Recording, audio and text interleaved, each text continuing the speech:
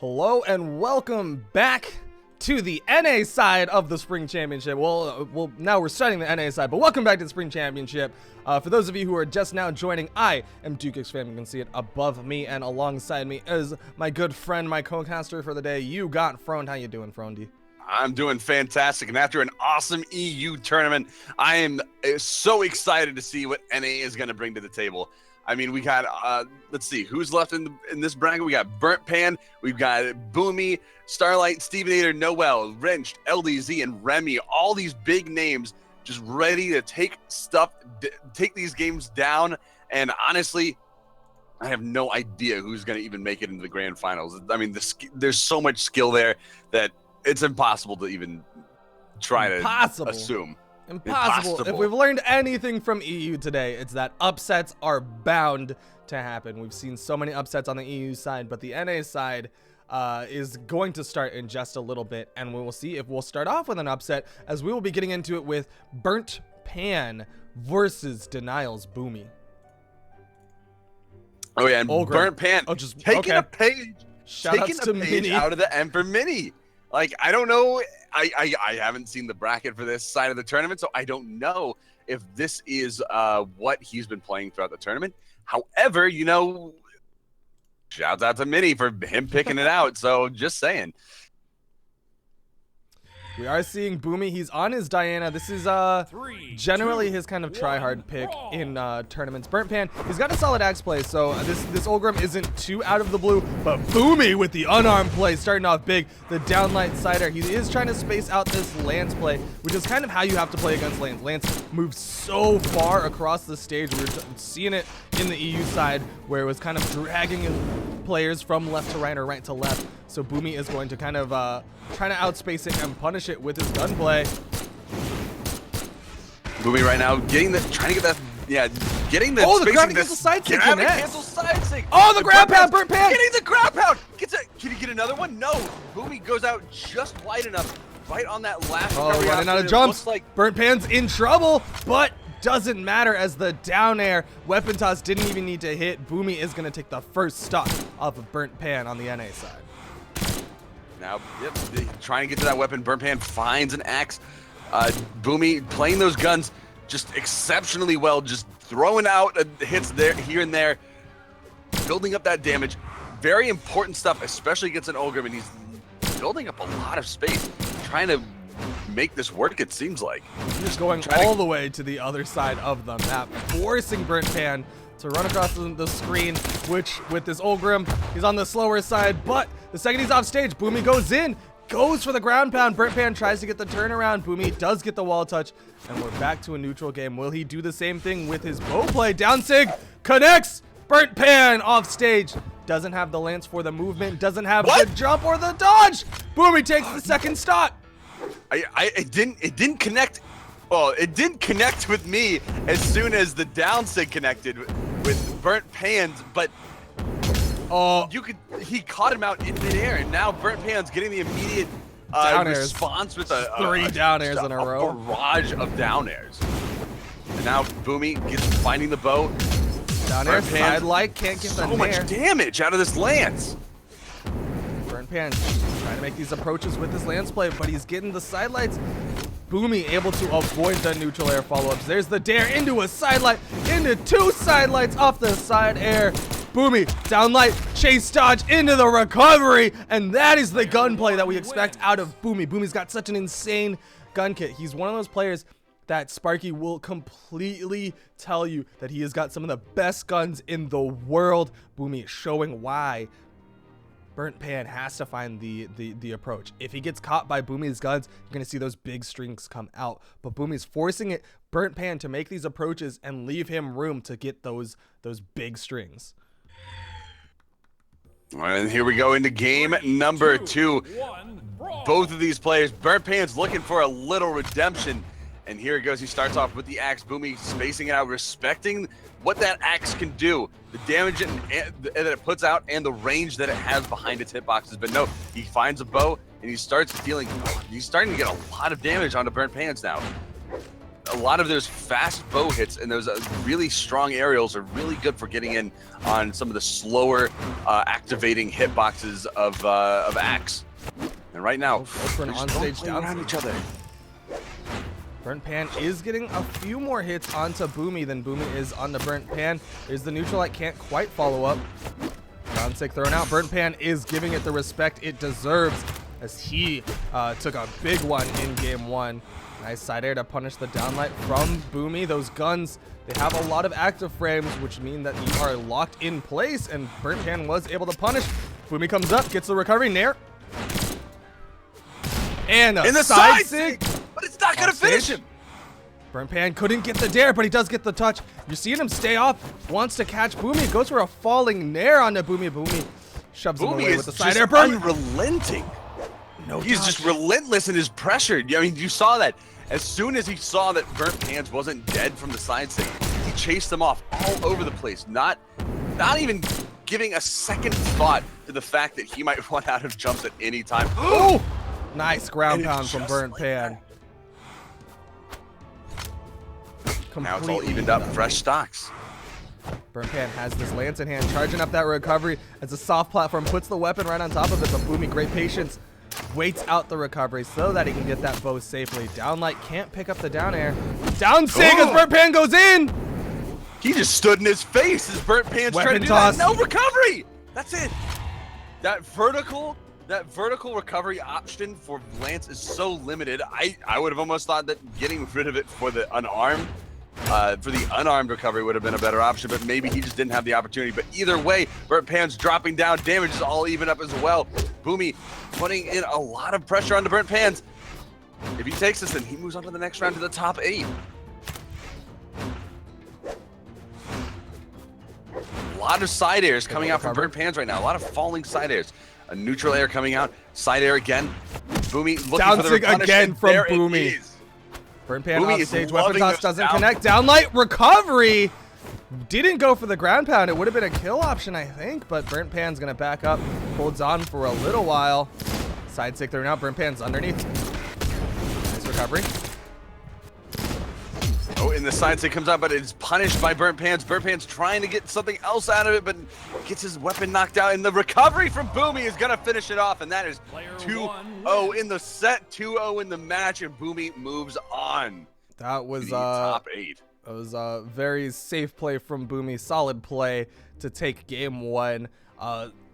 Surprisingly quick, given how safe Boomy was playing, but the second you saw Burnt Pan was making those approaches, Boomy turned on that switch, that go aggressive, go hard on the paint switch, where he gets one hit and then keeps swinging until the stock is gone, and that is why Boomy is going to continue on. Coming up next, we've got Stevenator and Starlight. Oh yeah, we've got two very famous players, former teammates from a long time ago, but they're both playing Val now ever since Gauntlet came strong into the meta. Both of these players, well, Stevenator has been a Gauntlet player for a long time, playing Val for such a long period of time, and we've seen what he can do, some crazy, crazy stuff. I mean, he's had some of those offstage plays kind of named after him, like getting some of those crazy unarmed down lights into throw combo and all those kind of things. That's what Stevenator is known for, and everyone gets hyped up about it. And by the way, if you aren't familiar, he's in Fable now, so... You know, another little shout out to Fable. You know, Fable recently had their tournament that was just last night. You got to cast it. You got to talk about it. How was it? How was it fun? It was pretty fun. I mean, STTP Wilson ended up winning the Fable Path to Combo Breaker tournament last night, and is going to be the temporary Fable contractee who is going to be representing them, as well as the other Fable members who will be at Combo Breaker. So that is a pretty exciting thing. Pretty cool. Speaking of orgs, we do have Fable Stevenator, but on the other side is Threes Up Starlight. Starlight on the pink Val going up against Stevenator. This is going to be game 1 of this best of 3 of the winners quarters of the NA 1v1. Val versus Val, Stevenator versus Starlight. They are going to be on the same stances as well. It's really going to come down to who outplays who. Well, right now, Stevenator's starting things off, and Starlight is going to be the one grabbing those gauntlets first, but it doesn't even matter. Stevenator landing a little bit of unarmed damage into Starlight, but it goes back and forth. Nice chase. Both of these players are getting a lot of good little strings off on each other. Damage is pretty even between the two of them. Standard gauntlet play from the looks of everything. But Starlight is getting the better of Stevenator, picks up a downlight side air as well. He's now got the range advantage, but Steve gets underneath with his gauntlets. Sidelight backs up, expects Starlight to try to dodge out, but Starlight just does this jump straight up. Stevenator getting a lot of really close diagonally down dodges to just stick to that stage and kind of bait Starlight into going a little bit higher than he should. Very interesting movement plays coming out of Stevenator. He's something I've always seen him do is these really interesting movements, and it's really fun to watch. But anyway, Starlight getting a lot of damage in, pushing Stevenator from coast to coast. Oh, the neutral light from Stevenator pushing Starlight off the stage. Nice but weapon nothing really toss. coming from it. Neutral sig picks up, not gonna kill. Goes to the angle. Starlight able to use those down airs to help himself get back onto stage. Steve, downlight into the chase dodge recovery. Will take the first stock, and he has to take a breath. Recognize, did a dinosaur just come out of the sky and eat a guy? Yeah, I think so. Let me continue on in this tournament. Gauntlets in hand, but Starlight's already side airing. Steve but he makes it back to stage. He's not dead yet, so as long as he can keep that, there he goes. He starts building up a little bit of damage. Starlight on the sword, something he's been famous for almost ever. Yeah, and I mean, that was now he's holding that edge guard. The weapon that he first came onto the scene with was the sword, especially with those side airs. It's going to be a downlight to set up for the side air this time that will take down the stock of Stevenator, staying very even between the two Vals. Both of these players just playing their hearts out right now. Starlight and Stevenator. Oh, nice Stevenator with a big there. string. Dare. Again with another dare. Sidelight. Oh, goes for the gravity cancel downlight, but misses. Gets another downlight. Nice chase sig. into the side sig. Starlight off stage, but he's got the jumps. He's gotten back up, and Steve swaps over to the sword. Expects Starlight to jump up. Throws the side sig. Expects Starlight to dodge out. Starlight just finding the positioning though, recognizing that Steve is looking for these signatures.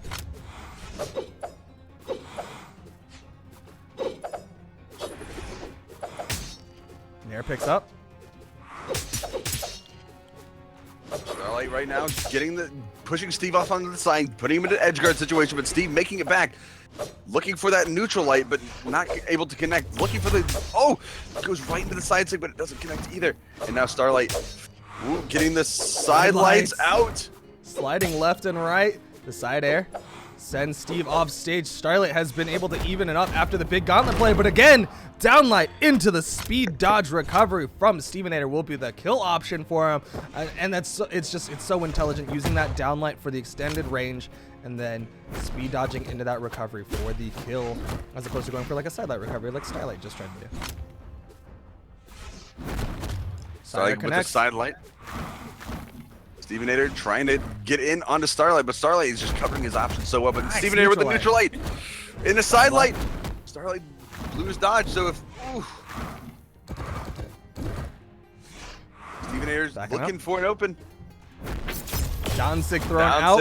Follows up with a recovery. Very rarely do you see people able to follow up, but Stevenator, he's been playing Val for so long. He knows his follow-ups off of the down signature. Starlight trying to get that spacing, does get the neutral light. So much damage on Steve to get sent flying off of that sword neutral light from center stage. He's got the touch for the ground pound.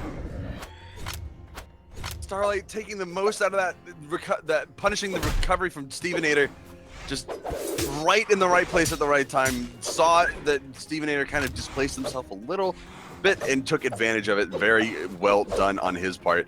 Stevenator now trying to make work with the sword. He doesn't have gauntlets, but he might be looking for them. Who knows? He's been sticking to those quite a bit in this tournament, or in this matchup.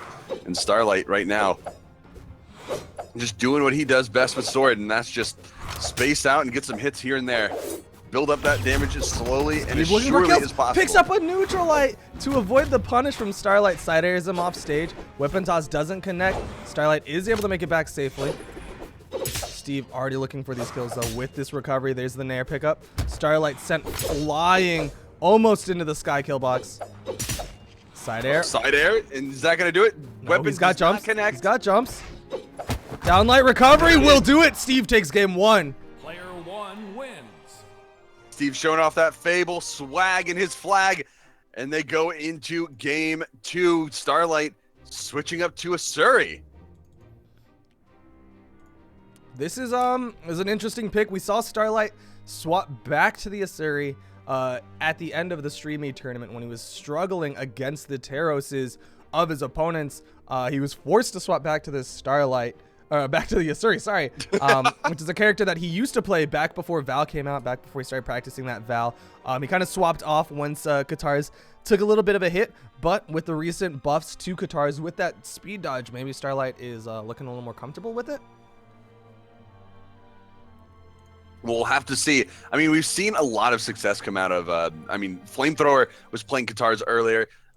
We saw him on Ember doing a lot of really good stuff. I mean, he saw more success with Bo, but that, I think, just could be attributed to the matchups that he was in.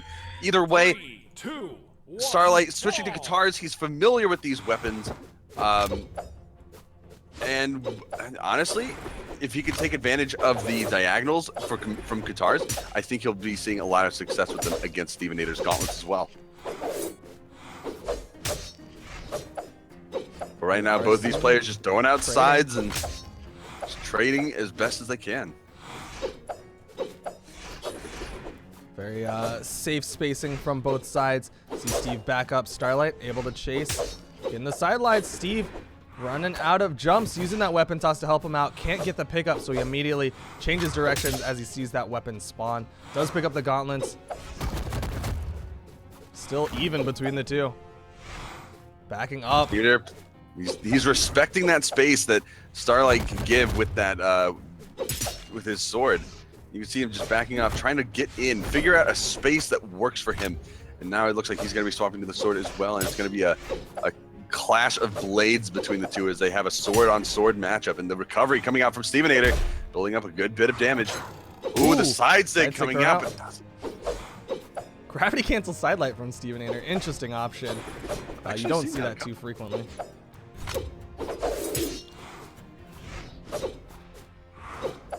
Spacing on both sides again. There's the side air.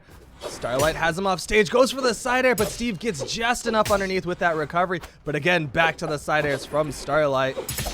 Side airs again. Steve able to avoid the weapon toss, gets back up, has the gauntlets, goes for the immediate side sig. Starlight above it.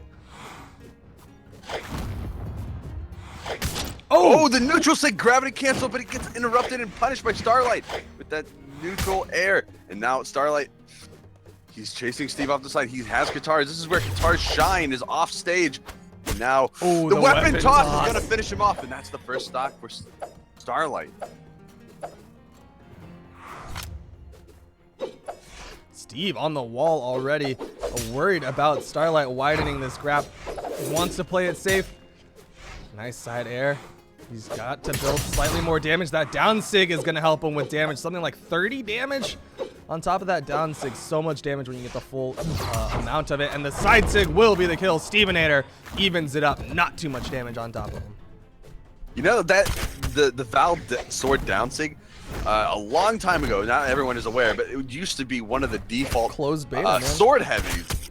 One of the default sword heavies. And I mean, it was, back then, I think it actually did like 60, 65 damage, maybe even 70 damage. It was ridiculous. But there was a time where weapon tosses did like 20 damage, so I don't know. Steve! The chase, ground pound, didn't even need the nair. It was a mind gimp after that ground pound. Starlight was trying to turn it around, but Steve, with those gauntlets, gets back up safely and takes the lead. Can he widen this gap over Starlight? Starlight gets caught by the down air, neutralite side airs. Side airs. Side airs from Starlight. Steve gets back. You know what? safe. That's exactly what we were talking about right before the game started. Was that, you know, that's what Steve does, is he takes people off on the side and just 100% goes in on his opponent, forcing as much pressure as possible so that either way, either he gets the gimp through his moves or he forces the mind gimp on his opponents because of how much pressure. And that's what he did right there against Starlight. Down air. Steve's off stage. He can't get back. Game 2 goes the way of Steve.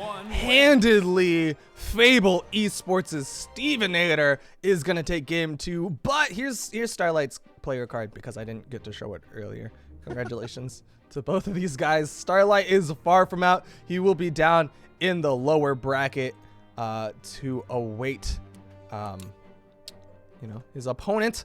Stevenator will continue on in the upper bracket. Coming up next, I believe we have the one and only Noel of Flashpoint Esports, and he will be going up against a person that I'm trying to find the name of. It's going to be Wrenched of Fable, another Fable player.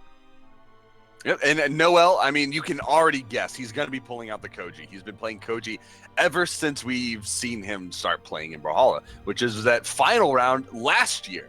So for over a year, and that was back when he was still like he was still around the gold area. So from final round last year, and then like 3 months later, he became this huge force, playing pretty much nothing but Koji, and he's stuck with it ever since, showing how strong he's been, winning final round again this year. So he is definitely someone to throw respect his way. Wrenched on the other side with the Fable group, pulling out the Ember. We saw how good of a pick Ember is with Flamethrower over in the EU bracket. He placed third. Wrenched here, he's been playing guitars for who knows how long. Yo, that's that new skin. I just yeah, missed it, sorry. It's the fancy one. I was trying to get these player cards set up. But like you were saying, Noel, Noel's one of these guys who I give so much respect to how hard he's worked to be a strong player in Brawlhalla, right? Like, he's been grinding for ages. Like, he was like you said, when he started, he was kind of a gold player, didn't really get high in placements.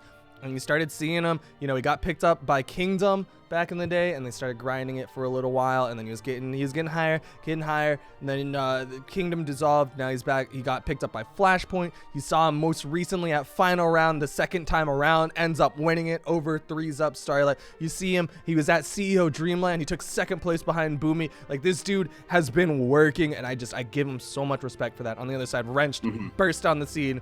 His Ember play, like, it's lights out. He has the resets with his Ember play. He's got insane guitar play. He's gonna have solid bow play. He's been playing Ember for quite a while now. I mean, level 63 is nothing to scoff at. I mean, sure, it's not a level 99, but level 63 is definitely a very respectable level to have on your Ember, and that is an adorable skin. I don't even know what it's called. Is like, what is that, like Ranger?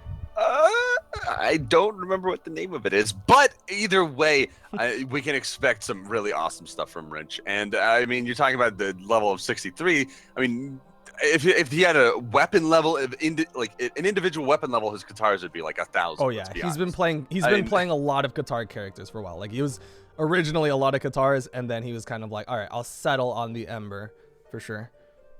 I mean, he at CEO Dreamland, I want to say he was mainly playing Ragnar, using that axe quite a bit. So if he starts not feeling too comfortable on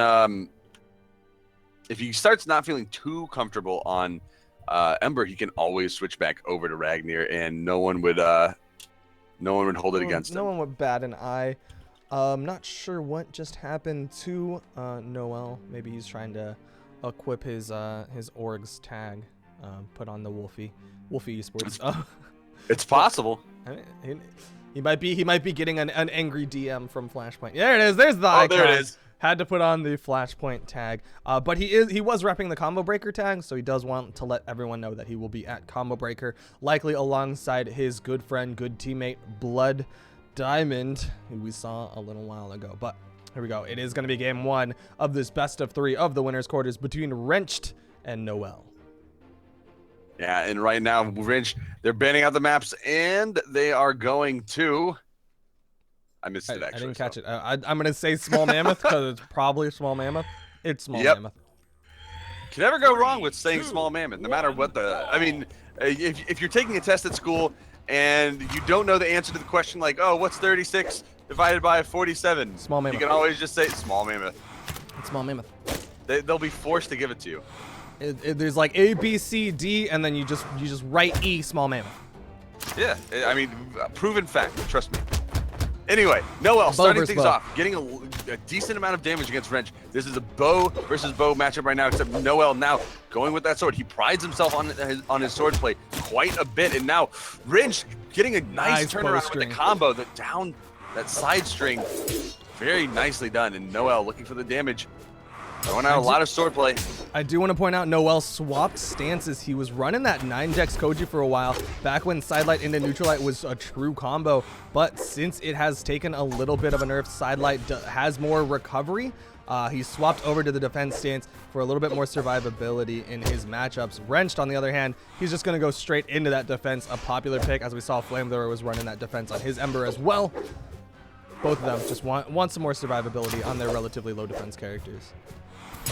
And Wrenched right now taking a lot of aerial options, going for those side air, those falling side airs, those down airs, trying to catch Noel out on the ground. Noel just, they're both just trading blows. And nice side sig. The And side sig. That is something that Noel is so good at doing, is charging that side sig. The second hit of it, just enough that he gets a little bit extra force on it. It wasn't a kill, but he is still going to continue to utilize that tech. Wrenched, going for the ground pound, picks up the side air. Noel got the touch, is going to get back up safely with the help of that recovery, but immediate turnaround side signature from Wrenched. We'll take down the stock. Wrenched taking the first stock, but he's in the red. Recovery, no. That's that defense. That's that boosted defense. Noel doing a good job at keeping his spacing, giving respect where respect is due as Wrench tries to weapon guard Noel away from everything, but Noel finds a bow, goes off stage, tries to get the side air, but Wrench turns things around. Falling there, goes for the Sair, still gets up above Noel. Wrench survived that after going so deep with the Dare Nair. Couldn't pick up the Sair, didn't need the Sair. Noel falls to his death. Will he get a stock on his way out? Wrench is so hurt right now. He's got Ember in the forward defense stance. He's still alive. Gravity cancel Neutralite off stage. Can't Okay. make it back. Can't make it back at that point. That's fine. He's got a full stock lead after a big gimp onto Noel. Onto the Katars again against Noel, but Noel with this rolling Sair, double recovery onto Noel. That is 36 damage off of both of those recoveries. Noel right now, trying to get in, but Wrench is making it so difficult with his guitar play. He's just taking these angles as they come in. Noel trying to make use out of the versatility, but no, that charge not going to connect. Noel off stage with the sword right now. That down air, he lands another one. He got the touch. He's going to disengage. Oh, Noel can't pick up that down air. Wrench able to get back up safely. Just above the downlight, the arrow. Just grazing his feet, but the gravity canceled side sig connects, and Noel evens up the stocks. That was so close. The fact that Noel managed to get that gravity cancel off was the only thing that allowed him to get that signature off. The fact that he was just that tiny bit in the air. Huge difference from such small details. Now Wrench trying to get back. He's stuck off stage with Noel. Oh, that chain dodge downward to try to follow up. Very close, but Wrench was prepared for it and made it back on stage, and now he's trying to build up a little bit more damage. Damage is even between the two, but Noel is just consistently forcing Wrench off stage. This could come down to who has the high ground. No prequel meme. Trading back and forth. Side sig connects Noel. He's still got the sword in hand. He's got jumps. He's got that recovery, but a nice side air from Wrench. Can't quite get the gimp. Gets the recovery, disarms Noel. Noel back up on stage, down sig thrown out. A Wrenched with 2 downlights to cover that weapon. Oh, but bow plays. Evens up the damage. Side light, downlight, neutral light. Noel looking for that big hit with that side sig, but Wrench is above it. The side sig or the down sig? We haven't seen him throw down a down sig yet. And Wrenched off stage, lost his weapon. He's got a bow now. Bow. Side air. Noel's going far. One hit. Oh, the soft platform saved him. Wrench went for the ground pound, but the soft platform ends up ledge canceling it. He gets past.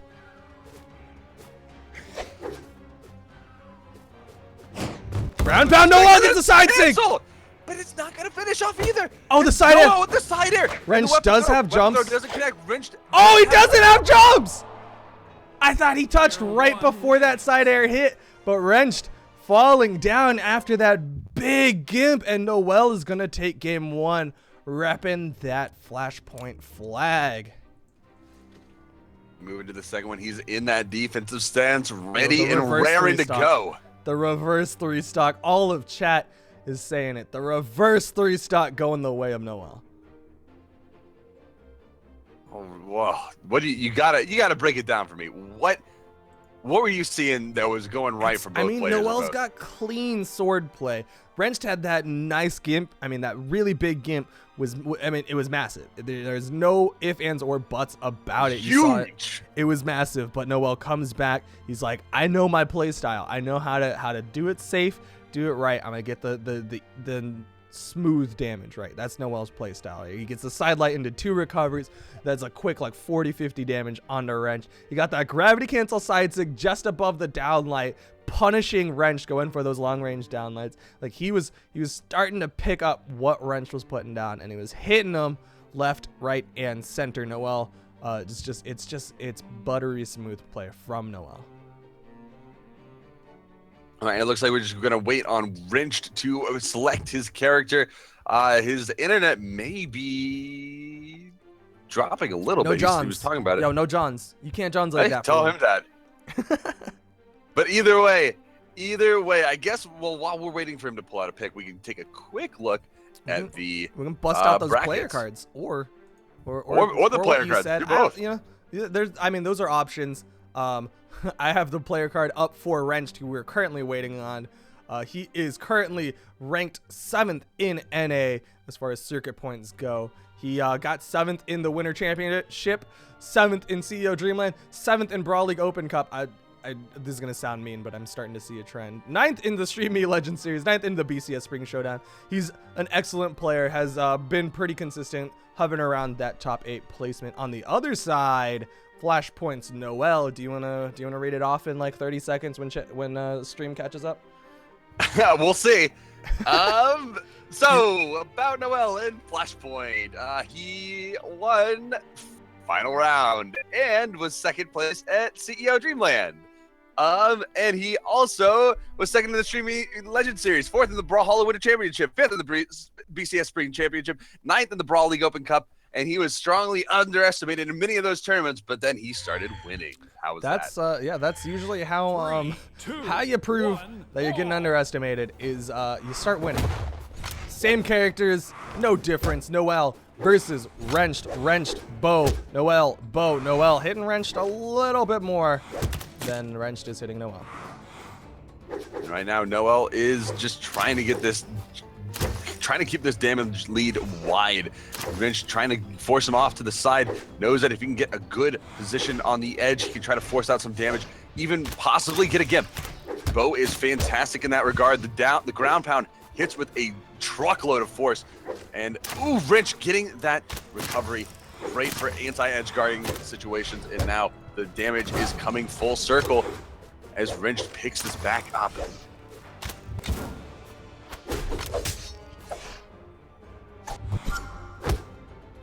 Nice side air, Wrenched, staying in it, picks up that neutral light onto Noel. Noel on the back foot, chasing after, but Wrenched with the dodge side sig sliding right, but the side sig sends him left, picks up the ground pound, and Wrench takes the first stock. But we saw Noel get the reverse 3-stock, so he's likely not too worried.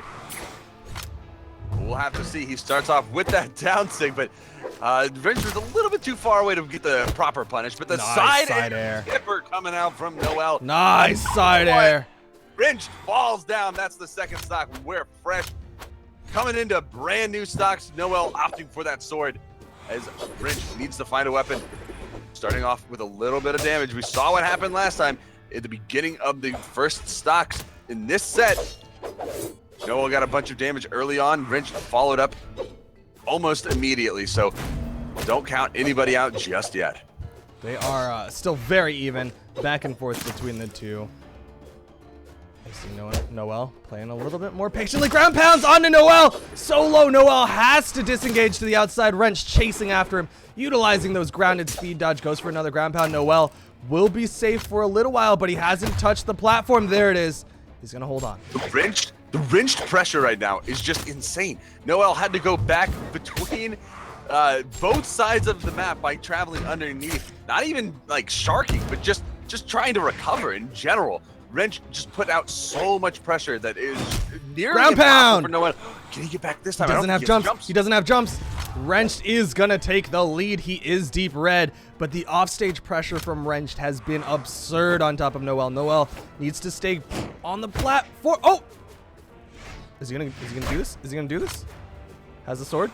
Oh, Wrench gets past. Wrench is building this damage onto Noel's final stock. Recovery picks up, will kill. Not too late. Never too late. Noel, juggling weapons. It's gonna be the sword though. I got what you're saying. Anyway, I will never say never. Shoutouts to J Beebs. Noel on top of Wrench gets that rolling sidelight, picks up the recovery, picks up a side air. Wrench not able to answer back in damage. Gravity cancel downlight into the recovery, and Noel is starting to take the lead with his sword play. His sword play is just, it's so clean with this Koji. I mean, this is what he puts the most work in. He prides himself on being one of the best sword players in NA, if not the world, you know? And I guess being in NA, where sword is a really big meta weapon, I mean, you are hard-pressed to find anyone who plays really anything else other than sword in NA, because let's be honest, it's not quite like EU, where EU picks up whatever they want, whenever they want. It is sword, and it has always been sword in some he manner. can't But touch. No, Wrench. He couldn't touch. He had to avoid Noel on that soft platform, but then he went for the down air, was not close enough, and that is going to be game 2, going the way of Flashpoints Noel. Now we have LDZ and Remy coming up. This should be a very exciting game. 2 players, one of which LDZ, the winner of the BCS 1v1, the biggest tournament to date. So this is, in a way, he's always been the person to beat, because either way, he's going back to BCX this year. You know for a fact. You want to try. He is the bar. We'll bring up the player card. LDZ, currently ranked 3 in circuit points. He was not able to make it out to CEO Dreamland, where Boomy and Noel got insane amounts of circuit points. But we do see LDZ. He won the U.S. Winter Championship. He won the Brawl League Open Cup. He won BCX. He got 3rd place at the BCS Spring Showdown. But he has been an absolute monster for an insane amount of time. He is inarguably one of the best players, one of the champions of the tournament scene, but he is going to be going up against his good friend, the one and only Remy of NA. They're both NA. I mean, this is the NA side of the tournament. He has he's 10th in circuit points. I'm just gonna read off the thing. 10th in circuit points. He is 7th in the BCS Spring Showdown, 9th in the Stream Me Legend Series, 13th in the Brawl League Open Cup, 13th in the Winter Championship. But he has been consistent. You can see it in the bottom. Consistent in top 32. Consistent with Boomy in duos. He's placed reasonably high very frequently, top 32, top 8 in multiple tournaments, placed 9th in 1v1 at BCX. Like, he is far from done, and we saw him at the Stream Me most recently. He took down Boomy, who is widely considered one of the top world players in the world. He's currently the #1 circuit point NA player. Like, there's Remy can hold his own, especially with this Yumiko that he is currently hovering on. All right, well, hopefully we'll get this match underway very soon. The 2 of these players ready to duke it out. No pun intended. No, I can't continue that now. Remy versus LDZ. No surprise map. It's going to be Small Mammoth. You see it a lot in tournament, but you see it even more in NA. NA loves Small Mammoth, and we are going to be seeing Remy on this Yumiko going up against LDZ on the Ragnar. LDZ, he swapped around characters for a while. You know, he was on the Lucian for the Guitars and Guns. He was on the Koji back in BCX, but it seems like he's settling on this Ragnar as his axe strings are building that damage on top of Remy. But you're seeing Remy utilizing that down sig. We didn't see it a whole lot. I forgot who it was who played Yumiko in the EU side, but now we're seeing Remy. He's using that down sig for spacing against LDZ. And right now, but it looks like Remy is doing a fantastic job of pushing LDZ back, getting these hammer dares and nares out, just dealing huge amounts of damage. LDZ trying to go for that neutral stick, but he gets punished with the side air. Oh, Remy nice with neutral air. another neutral air. He's just landing so many of these hammer aerials that it's like LDZ already in the red. The down air. Down air. Can't pick up that side air, but Remy, so much movement. Side sig connects. LDZ gets taken down. He's using that side sig like Ragnar, like original OG Ragnar used it, right? Like Multima Ragnar, where it's just like, you just throw out the side sig max range. I mean, sometimes that's just the way it works. You just gotta go for those sig tippers. That's even a thing. But LDZ trying to get these side sigs out, but Remy is just more than happy to punish with the downlights into the neutral light. Backs up to the hammer. That's his kill weapon. He's already got Remy or LDZ into the orange. Stomp picks up. Second stomp picks up. Didn't want to follow up either of those. LDZ picks up guitars. He's gonna get some neutral light damage, but he needs the kill option. Side sig's gonna be it. Max to Ragnar. Just barely pulled that one out. But now Remy, he's got to look for a weapon. LDZ with the guitars is very dangerous to go against. And now Remy, he's got the bow. It's going to be hard for him to utilize that down air because guitars themselves are very aerial weapons. So he's got to be very careful. LDZ, though, dealing very consistent damage against Remy right now. The reverse nair. Not overcommitting too much. Oh, the patience from LDZ, utilizing that downline as the anti-air against Remy. Remy fishing for that neutral stick. The side light ends up getting beat by the side signature from LDZ. I mean, LDZ picks up another pair of guitars. And Remy goes for the ground pound. Oh, doesn't connect. And both of these players dancing around each other. It's nothing but the air around them. Side sig thrown out. Are below the map. Oh, down sig, but LDZ is far underneath it. That recovery is not going to be the kill. Both of them are in kill percent on their second stonks. Whoever gets this wants the kill, and then to start widening it, there's the stomp into the side air from Remy, and he's got the bow. He's been so consistent with his damage build with his bow. The side light, down light, neutral lights from Remy. He's repping Rain very well by taking this game. So he's taking so many clean hits, so many great strings out of this bow. It's looking really good right now. Nice stomp into a side light, falling side air. Side lights again, and he's back to the down sigs.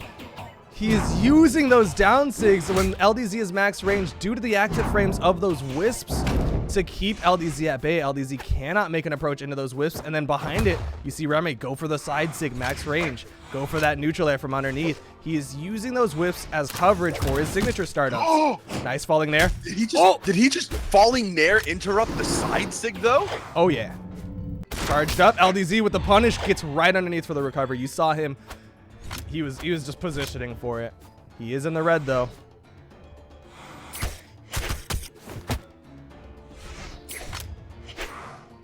Now Remy's got the hammer. This is his kill option. There's stomp there. Weapon toss connects!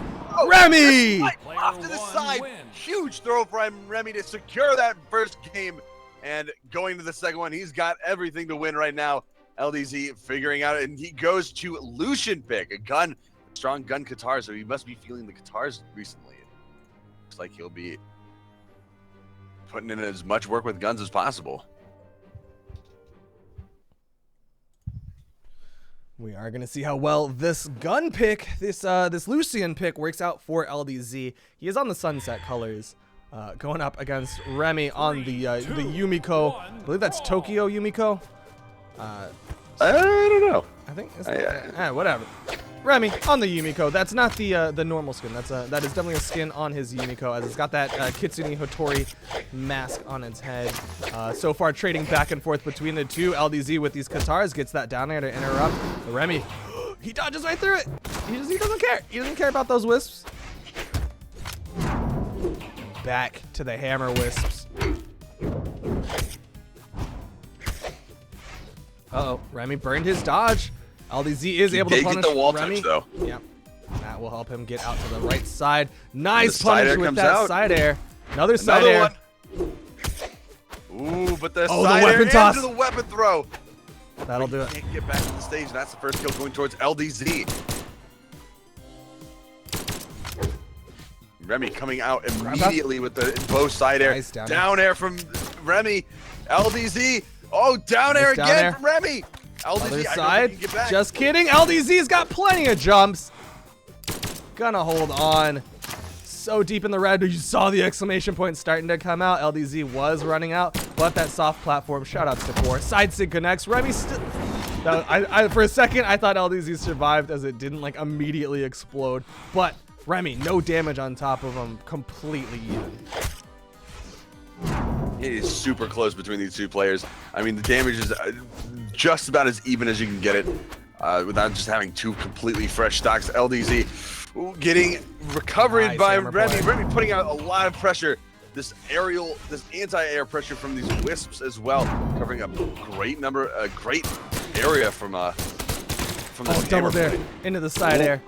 The gun damage, but again, the wisps from Reigns. Remy, he uses it so effectively. It's kind of like a smoke cloud for him. He's not really looking for it to hit onto LDZ, which is something that LDZ can kind of take advantage of if he wants to. Those wisps do like 4 damage.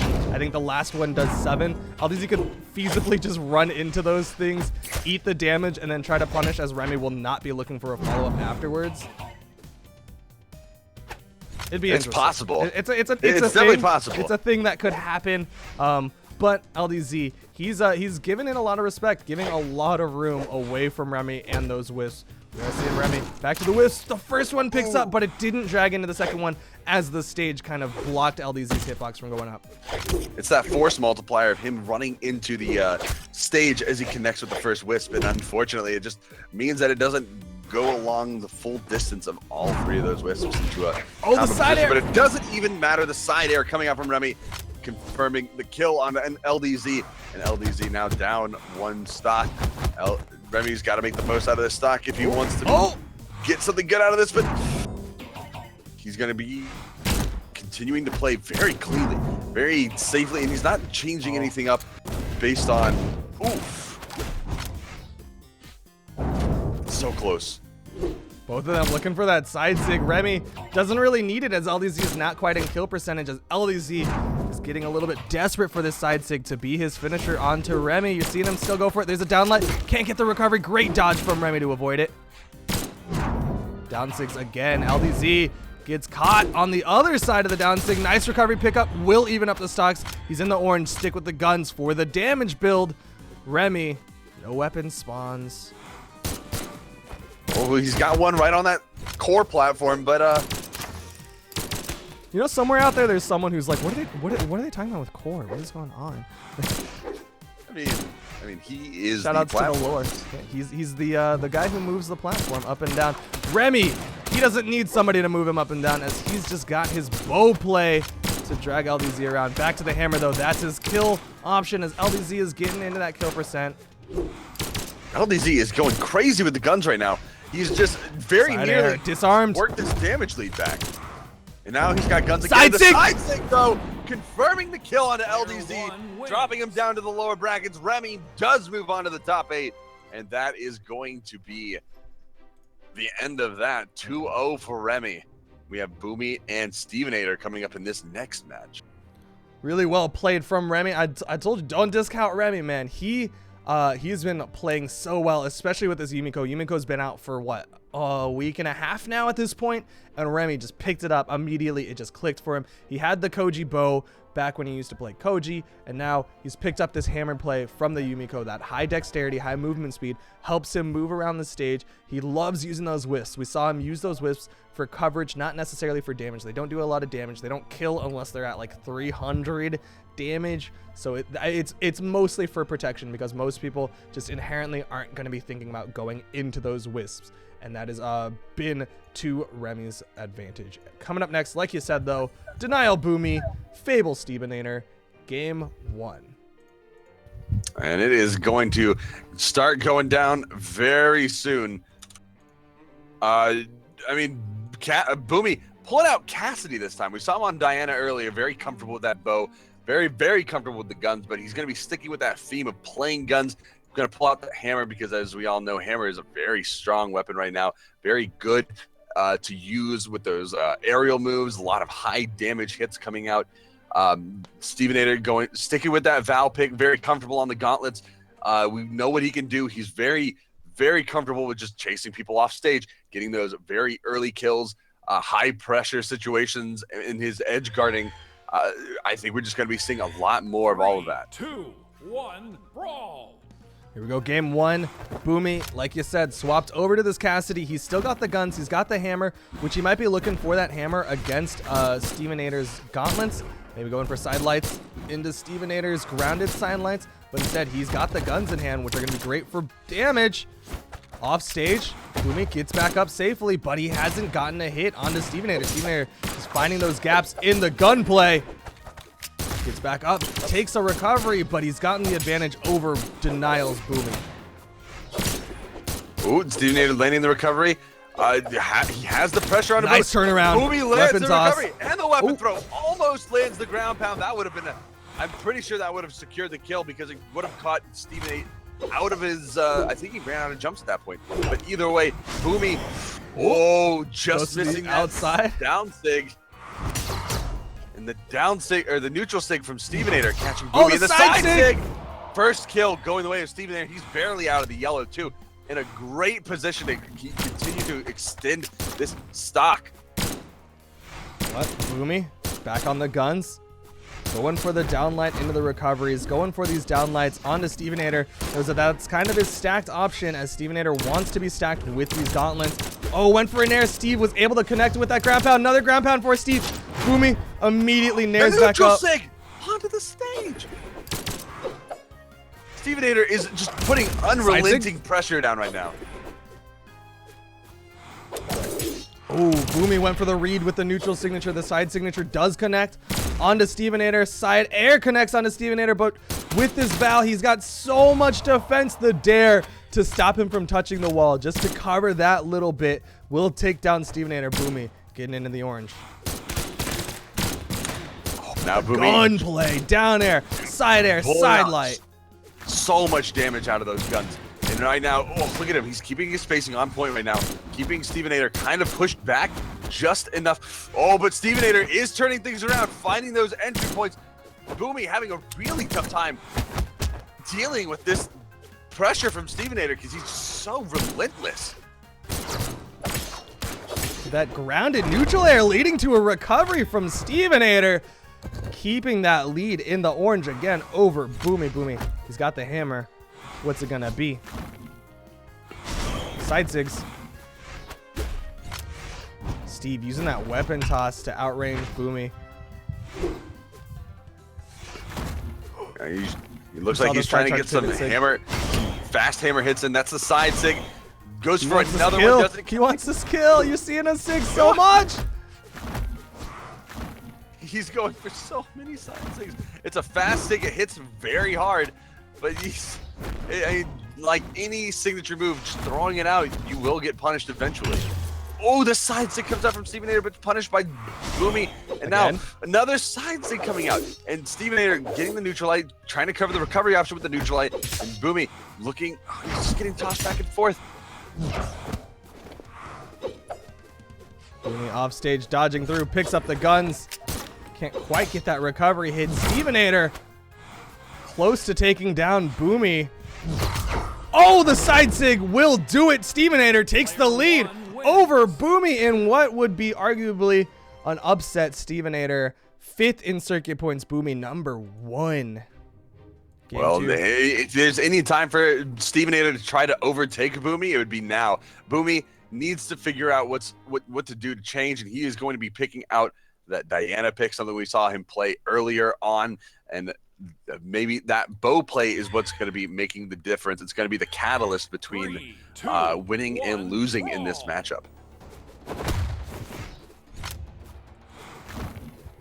We do see Boomy swapped back to this Diana, like you were saying. Stevenator on the Val is keeping this pressure. Boomy! Whoa!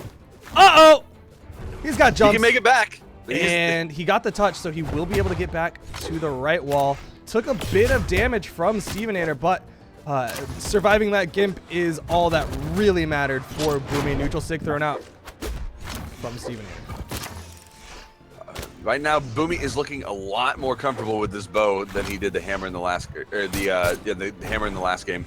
And Stevenator is just trying to chase him around, trying to get a lot of damage in, missing the neutral, but landing the down air.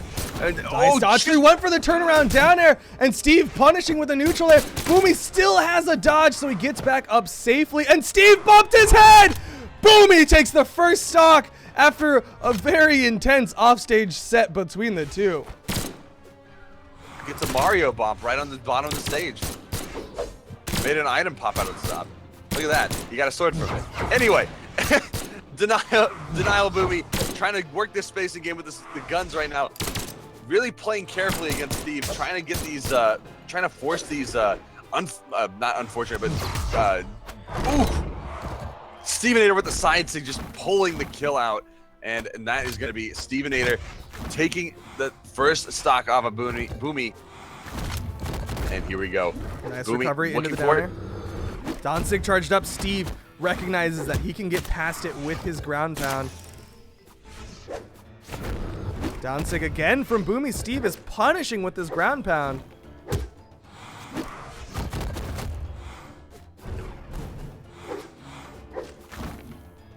Stevenator trying to play the edge, lands the side sig.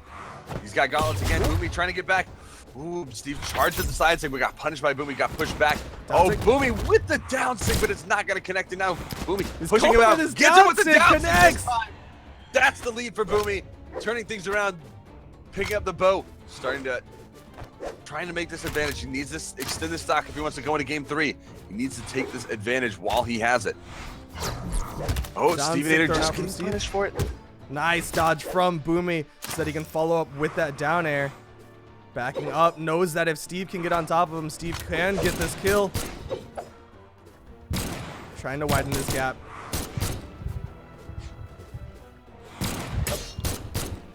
Stevenator looking for a little sword entry right here. He knows that he's got Boomy in red right now. It won't take much. The neutral sig, not gonna be enough, but it's so close. He goes for the side air. For that recovery. Recovery puts him too high though.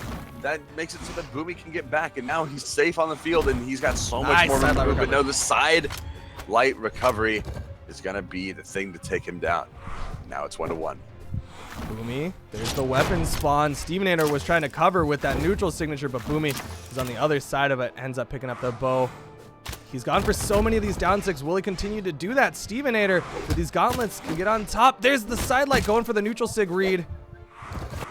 Down sig connects, bounces off the stage. Steve, he's got side airs. Patience. Oh, that down air was right in his face. The fact that he missed that was just a matter of pixels. And Boomy, throwing out the side six. He knows that'll kill him. But Steve, with the huge strings coming out, trying to get that damage to go back towards even. He knows if he can get him there, one recovery will do the trick. Neutral light. The neutral light comes out. Denial Boomy trying to get the finisher right now. The side air coming out almost. Stevenator needs to touch the wall. Finds the touch. Nice dodge in. Boomy. Side stick so out. Close. Side air. Steve, he's got side airs. He's going to use it again. Boomy does not get the weapon toss. Steve will get back safely. Boomy not going straight for the weapon. Instead, wants to try to pick up this recovery underneath Stevenator. You seen him attempt it. Steve picks up the nair into the side air. There's the recovery pickup from Denial Boomy to take down Fable. Stevenator going to game 3 between the two.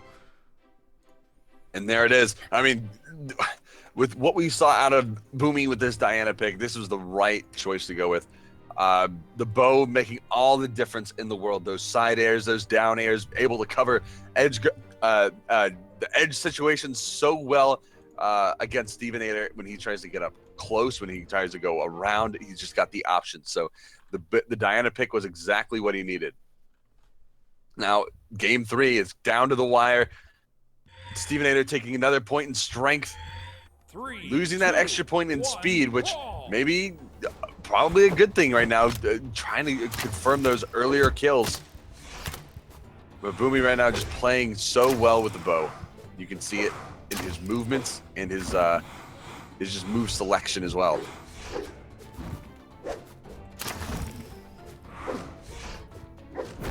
He's got this bow play, like you're saying. So smooth. Stevenator with the nice string. Nice gauntlet string.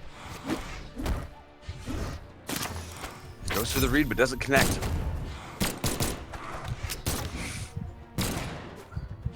Stevenator with a perfectly timed dodge against that sideline. Now, puts him up in the position, but almost gets the recovery. Doesn't quite connect, though. Downlight. Looking for another signature. He knows he's getting Steve up into the higher damage position. down No, sig! Steven with the gravity cancel. That was a close neutral sig. Both of them are pixels away with these signatures. Steve gets above the side signature. Boomy. Gets up, gets safe, goes for the recovery. Steve gets around it, picks up the side air. Can't get the second one. There's the side sig from Boomy. Back and forth between the two. Weapon toss, not going to connect. Boomy. He's still got the dare. Steve interrupts it with a downlight side air. Knew what Boomy's options were. It was down to that down air. And Steve able to pick it up, take the lead over Boomy.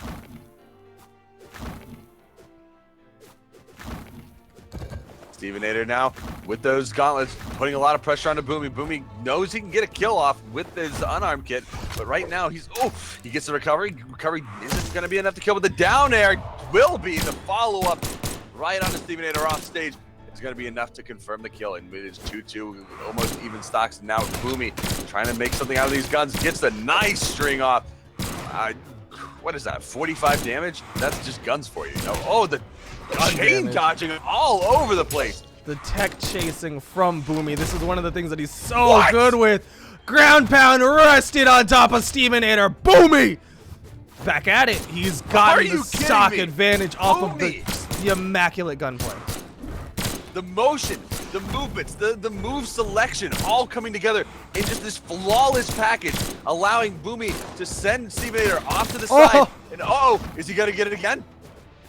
Steve will be able to get past, but Boomy's already got a second set of guns. The first one ran out of ammo. The slide charge so far, not able to pick up that down six. Steve trying to get the turnaround, the big gimp attempt. Boomy turns it around. That dare is gonna do it. That's it. Boomy takes game 3. The worthy sacrifice, sacrificing his own stock to make sure that the kill goes down. Something you don't see very often. That's worth. That's next level worth. That is worth for Denial. Boomy, he is going to take it out over Stevenator. Well play from Stevenator, though, to take game 1. Almost got it back in game 2, but the turnaround from Boomy, so strong. I'm showing the player cards now, in case. I don't remember if I showed it beforehand, so I'm like, all right, let's bring these up. Top 32, but now it's top 8, so you got to show it again. Coming up next, we've got Remy of Team Rain going up against Flashpoint's Noel. We are going to be seeing likely a Yumiko versus Koji, so there's going to be bow play between the two players.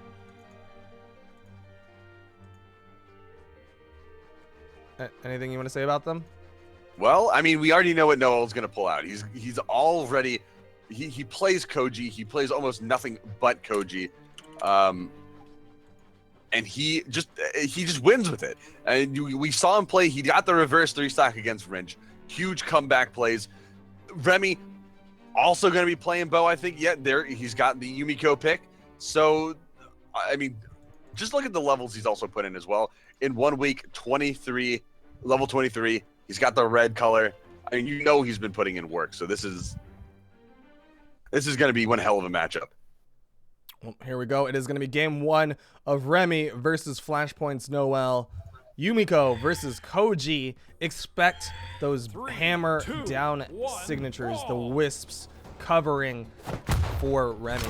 But he needs to pick up the hammer. Noel on the other side likely will be playing a lot of sword. It's so effective for him. You're already seeing him get the damage onto Remy. It comes out fast when you're playing against Noel. He's got that sword. He knows exactly the spacing and the motions to get the damage out. But Remy trying to play the footsie game right now. Throws out the wisps, but it is not enough. Noel sees right through it, knows you can't really hit grounded unless you hit it at the perfect distance at the perfect time. So he just decides to go right through it all and finds bow. Remy trying to work that bow as well. Noel trying to hit the neutral air, but they're both trying to go into those down air stall neutral airs, but they're just not connecting. Nice pickup with that neutral sig as Remy goes above him off the soft platform. Noel with a significant lead. Remy was not able to do what he did against LDZ with his hammer play, but he's back on the hammer. Noel looking to get underneath Remy. Gets to the side. Remy tries to smack back with that hammer side air out of hit stun, but Noel just outside of it knows that Remy wants to attack out of hit stun. Oh, gets the stomp into neutral light. Oh, gets another side light. Ooh, goes for the side sig, but doesn't connect. Noel trying to get back on the stage, finds the bow into neutral air. Oh, the bow blocking him on the head. It just gives him enough time to get that neutral air in. Remy looking for it. Side sig. Side sig, and it comes out so fast. Noel not prepared. Almost takes the brunt of the hit from another. Nice No, side there's air. a side air for the kill confirmed. Went for that recovery on the edge of the platform, just in case Noel went straight to it. He saw that Noel was kind of floating alongside him, so he just goes for the side air to even up the stocks, but Remy is already deep in the red. He's got to be careful about this signature. Spot dodges, wants to punish with a downlight, but couldn't quite get it as Noel, with this high dex character, able to jump immediately out of that side sig. Noel looking for the entry. Oh, but Remy finds the combo.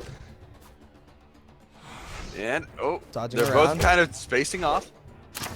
Remy trying to bait the dodge out of Noel so he can get that bowstring off stage. Noel, very patient. Back and forth between the two. But Remy has managed to even up the damage. Noel gets under, picks up the recovery, takes down the Yumiko, and he's going to get to the last stock. Remy needs a weapon spawn. It's going to be a hammer. Is it going to be a side sig? Is that going to be the kill? Stop, side air off stage. Side sig or Stop, side light. side air. Oh, there it is. And now it's clean. It's clean stocked, fresh out of the oven. Last one stock each. Noel looking to get in on Remy, but Remy is just covering space with that hammer right now, sending out those neutral airs, side airs, just in a way where it makes it so difficult. Noel getting hit by the wisps. Noel got caught by the wisp. Remy tried to follow up, but Noel immediately out of hit stun, jumped out and survived. Didn't take too much damage. Honestly, those wisps, they do next to no damage. You have to follow up if you're looking for that damage build. Remy just getting so many of these stomps in, and Noel trying to read out these wisps.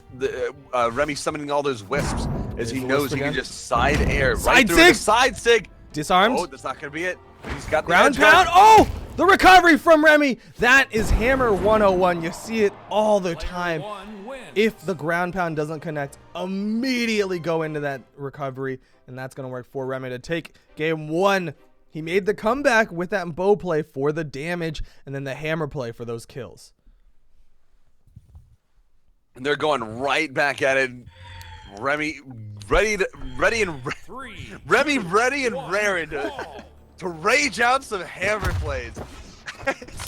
as he picks You up forgot the bow for Rain success. Remy. Oh, Rain Remy, that's right. Even more alliteration I missed. Noel, Either way. Sorry, you go. No, you go. After you. Oh, It's a Canadian standoff in casting. so Anyway. polite. Remy has a bow in hand. Noel has a bow of his own. They're just slapping between each other, trading back and forth. Noel's going to swap back to his sword, his weapon of choice, his comfort pick. Side airs. Recoveries underneath. Noel doing a fantastic job at spacing himself out, getting a lot of little hits in, a lot of chip damage just to break through to the point to get Remy into that kill zone. Side airs Remy off stage. Remy gets back up, gets disarmed by the neutral light from Noel. Back onto the hammer, but this has been his kill tool. Remy is okay with being here. Oh, nice recovery. Remy going for the side lights, side airs.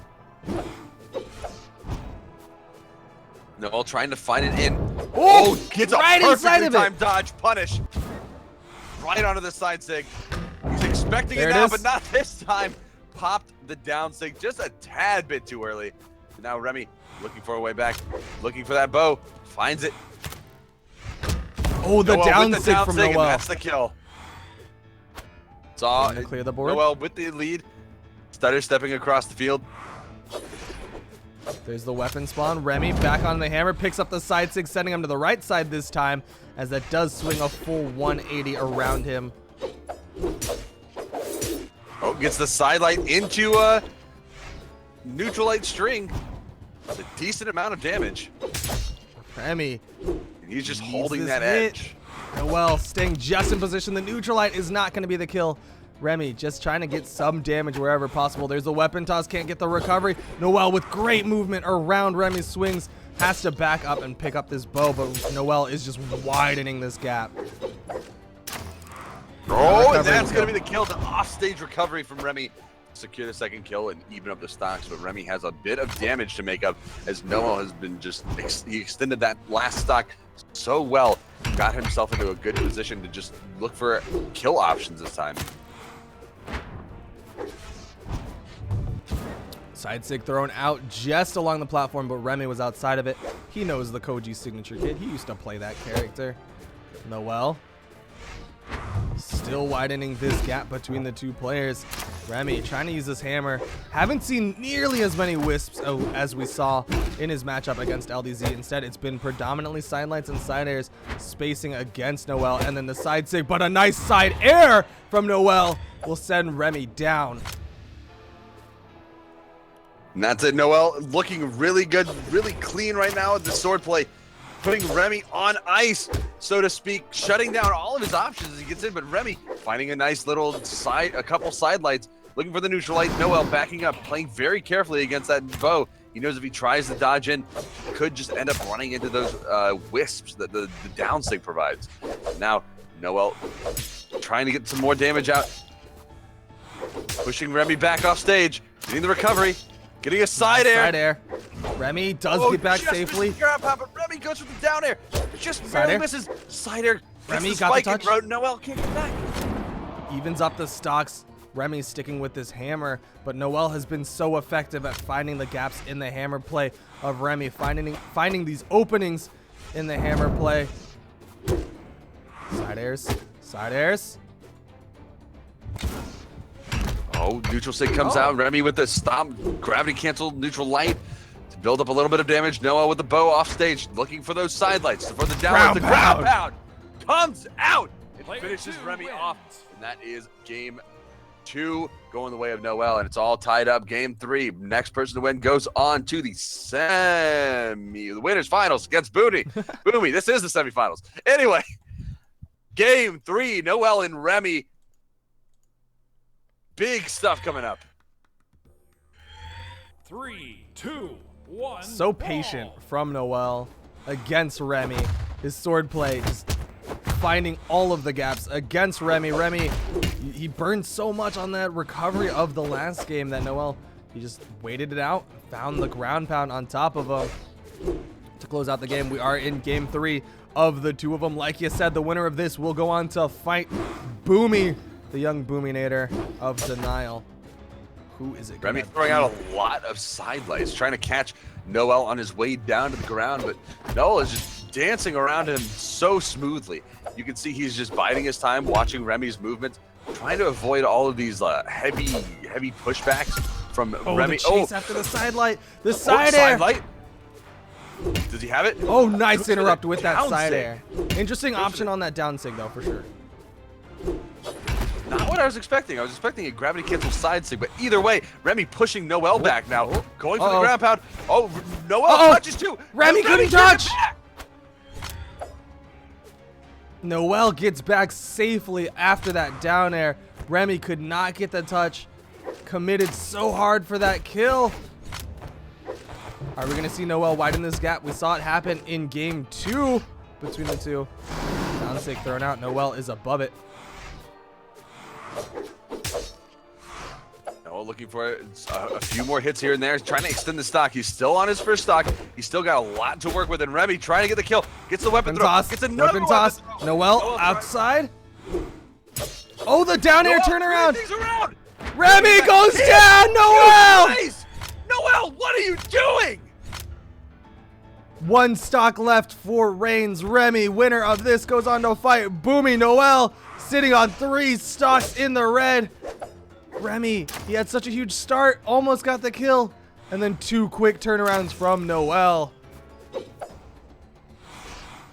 Remy backing up, trying to play a little bit more safe. Doesn't want Noel to get on him, but no, the neutral air is going to be resetting that stock. Noel on his second stock now. Oh, hiccups. But You don't have to cry. It's okay. Remy's just going to go down the lower bracket if he loses. It's all right. Back to the Wisps against Noel. Seeing Remy going old school with this Yumiko. Dodging around. Can you really say that about Yumiko? Yeah, it's going like last set against LDZ old school. But Noel, he doesn't care about those Wisps. He is dodging right through them, using the speed dodge for the iframes into his sidelight so he can catch Remy. Remy not allowed to do those anymore. Oh, Stop and it looks like Remy looking for a few more of those. Noel looking for his entry point. He needs more damage onto Remy. Oh, tries to get another sidelight out, but it doesn't connect. It's Remy with this. Oh, Remy getting knocked down below the platform was extremely dangerous. We saw what Noel could do. He's willing to take those risks, trying to knock Remy down too. Completely. Yeah, he's got the extra stock. He's already in the red though. He doesn't want to waste too much. You still want to try and take him out without having to lose this stock. But you know, you take what you can get, and if Remy does confirm this, then he's in a great position. The back swing, catching Noel on the backside, and Noel backing up. Remy giving that recovery, that anti-edge guard recovery, a little bit of respect there. Oh, going for that gravity cancel side sig, but does pick up the stomp into the side air. Remy sticking with his hammer. No more Wisps though from Remy. Noel with the sword. It's been so effective. Nice bait from Remy. Dodging through Noel, but he hasn't been able to get a hit after he's forcing out these sidelights from Noel. Nice recovery. Goes for a falling nair. Oh, but he's not connecting any of the big hits. Noel's just playing very carefully, looking for these open portions, and there it is. Downlight side air coming out. Remy, off stage. that's all he has left. There's the side air. That is it. Noel's going to take game 3 over Rain. Remy Noel will go back to fight Boomy for the salty run back, that CEO Dreamland run back between the two of them. There we go. Now we're going to be moving down to the lower bracket before we hit that winners finals, and we're going to be seeing Burnt Pans and Starlight face off against each other. Starlight we saw taking the L to Stevenator earlier on in the top 32, and Burnt Pans, I believe, was in that first game in the top 32, facing off against Boomy. Yes. So it was Burnt Pans against Boomy, but now it's Burnt Pan against Starlight. Starlight of Threes Up and Burnt Pan of Inception. He is the one and only Burnt Pan, formerly of Kingdom Esports, alongside Noel Blood Diamond. And I don't know why my brain just said Compton. It's Compute. That was the Compton with the hot clan tags. Anyway, here we go. We're getting into the game. We're going to Mammoth Fortress. It is Starlight versus Burnt Pan. Starlight sticking with the Asuri that we saw him switch to against Stevenator. Starting the match off with that. He's not feeling this Val anymore. Seems like it's going to be the Asuri for the rest of the tournament. He was hitting those side airs, spacing them out. Very reminiscent of how he used to play back when he played Bodvar. I guess he's looking to do something similar, but he's got the guitars against Burnt Pan, but Burnt Pan's got this axe, which he's using those big swings, the huge hitboxes of the Ulgrim axe against Starlight, and is making it very difficult for Starlight to get in. All right, and Burnt Pan right now, trying to get in on him with the axe. Starlight playing very carefully, getting a lot of this damage off, trying to equalize the threshold that Burnt Pan has built up against them. And Starlight, trying so hard, getting a little bit of damage, a little bit of trip damage here and there. It's kind of the theme of Sword, you know, just get a sidelight off, build it up, get a neutral light here and there. Sidelight push off to the side. Burnt Pan though, with that lance now, that's a lot of damage if you manage to connect. Each nair, I think, is what, 17 to 20 damage? I don't remember. The side sig coming out from Starlight, holding it down just enough to chase Burnt Pans down and confirm that first kill. Starlight, though, in the red. Burnt Pan, he's got this axe, that hard swinging axe. No signatures thrown out just yet. Doesn't want to show his entire hand. There's the side air. Clean kill for Burnt Pan. Evens it up. Only took a little bit of damage. I think it was like a Qatar nair on top of him, clears the board, sticks with the axe to go up against Starlight's sword. Burnt Pan getting a nice downlight combo. Jeez. Very bread and butter combo from that axe play. Starlight covering that edge, trying to get the downlight to force a gimp opportunity, but it's not going to present itself. Burnt Pan's dancing around, doing falling stairs. More stairs. More stairs. Starlight getting the sidelight. Burnt Pan More trying stairs. to recover right above him. Starlight does get around him, gets that downlight side air. Going high, the juggles. Downlight side air, Burnt Pan's off stage. He gets back safely.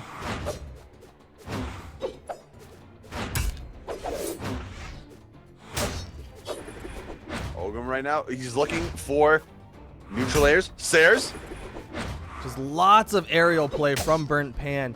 His grounded play was working so effectively. The sidelight downlights, there you're seeing the downlights come out, but the second he hits that downlight, he chases Starlight up for those nairs and recoveries. Starlight is disarmed. Burnt Pan clearing the board, has the lance. Sidelight, nair. That's not a kill. The side air is. And this time, he's sticking back with the axe. Axe is, I mean, it's got the combo of sidelight into downlight. So, I mean, in terms of just damage building, it's a pretty good tool to do it with, especially when you compare it to like Lance, I suppose, which also, I guess, has great damage build-up opportunities. But I guess that's just the terror of Olgrim right now, is that he's got so much versatility in what he has. He's got the aerial coverage, he's got the ground coverage, and the signature moves are just fantastic as well. And who doesn't love a nice chainsaw anyway? But anyway, Starlight trying to get back, trying to look for this kill onto Burnt Pan, who is deep, deep, deep in the red. It's very close. It's on the tip of his tongue, but Side air. Starlight's off stage. The weapon toss doesn't connect. The unarmed side air. Starlight is now disarmed, but Burnt Pan gets back up. He's still got an extra stock, so he can go as aggressive as he wants to, or as he feels necessary. Gets back safely. That falling there, just in case Starlight tried to connect with a hit. Oh, the recovery, just the very last pixels of it. Takes down Burnt Pan, but Burnt Pan coming in with a fresh stock. Starlight so deep in the red that basically any side air will kill. The neutralite from left side, sending Starlight flying. Not quite enough to kill, but a side air will do it, or a down air for Burnt Pan will take down Starlight. First game going the way of Burnt Pan, 651 damage. So much damage, especially against the story. That's kind of unexpected. But now they're going right into the next match. Looks like they did the whole, like, I'm gonna ban a map, just kidding thing, and then it's gonna be on the ghosties, but if they get into the map banning, it'll be completely fine. Hopefully. I don't know, we'll find out. Well, we're waiting on something right now. I'm not sure. I'm gonna throw it over to this screen for a little bit so that people aren't just looking at some starry sky. How's it going, everyone? Waiting for Starlight and Burnt Pan game 2. Game 1 going the way of Burnt Pan. Exceptional axe play from Burnt Pan, and that's not too surprising at all, especially given that he used to play alongside Compute, but he's got his own axe. He used to play Bryn. He was very familiar with that axe kit. The lance, I mean, he didn't really need it, so he didn't have to show what he's got in that lance kit, because his axe play is just, it's phenomenal. Lots of nairs, sairs, dares, as well as he's got that consistent combo of the sidelight downlight. He's just been looking so solid. And here they go. They're starting their banning process. Burnt Pans and Starlight getting ready to face off in match number 2 in this I guess it's the loser's bracket, so it's not even quarterfinals yet. But either way, Burnt Pans and Starlight going head to head one more time. Burnt Pans looking very, very strong on the axe. Starlight, he's got to figure out just how to get around this axe play, and I guess he's going to be picking out that Val this time, trying to use gauntlets to best out this axe domination that we've seen recently. Sidelight, downlight. Nice dodge around pivot side air from Burnt Pan. Not quite going to kill, as again, Val reasonably tanky. Dodging around. Some Burnt Pan fishing for that nair. Wants some more damage. Great patience from Starlight. Second side light into the recovery nair onto Burnt Pan. Keeping himself relatively even. Put it down there. Ooh, the side light. Starlight sent flying off of the side air. But Burnt Pan, he's sticking with his lance. Knows that Starlight didn't have too much practice against it. Might not have any answers against it. The neutral light. Neutral air. Oh, side light into the side air. Side air. Oh, big hits coming out. Burnt Pan's doing so much work right now with that lance. And now he's pulled out the axe. Another great weapon is right now. And just Starlight has to figure out some way to get in on him. I mean, he's almost outranged in everything that he has. But the recovery, oh, good option. Almost takes out Burnt Pans, but is not going to be enough. He's just not quite at the damage threshold, but that's going to work. But there you go. Speed dodge recovery. And that is what it's going to take. We're seeing Stevenator hit quite a few of those. Starlight taking a page out of his book as far as kills go. And then Burnt Pan back to this lance. Downlight thrown out. Starlight's above it.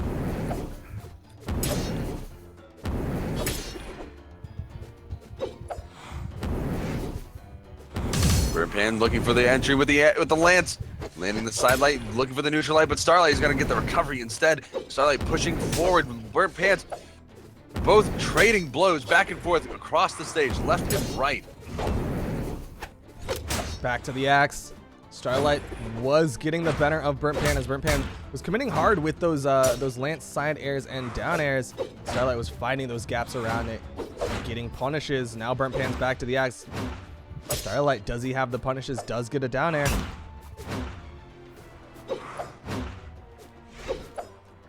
Burnt Pan covering that weapon that portion, that map control showing right now.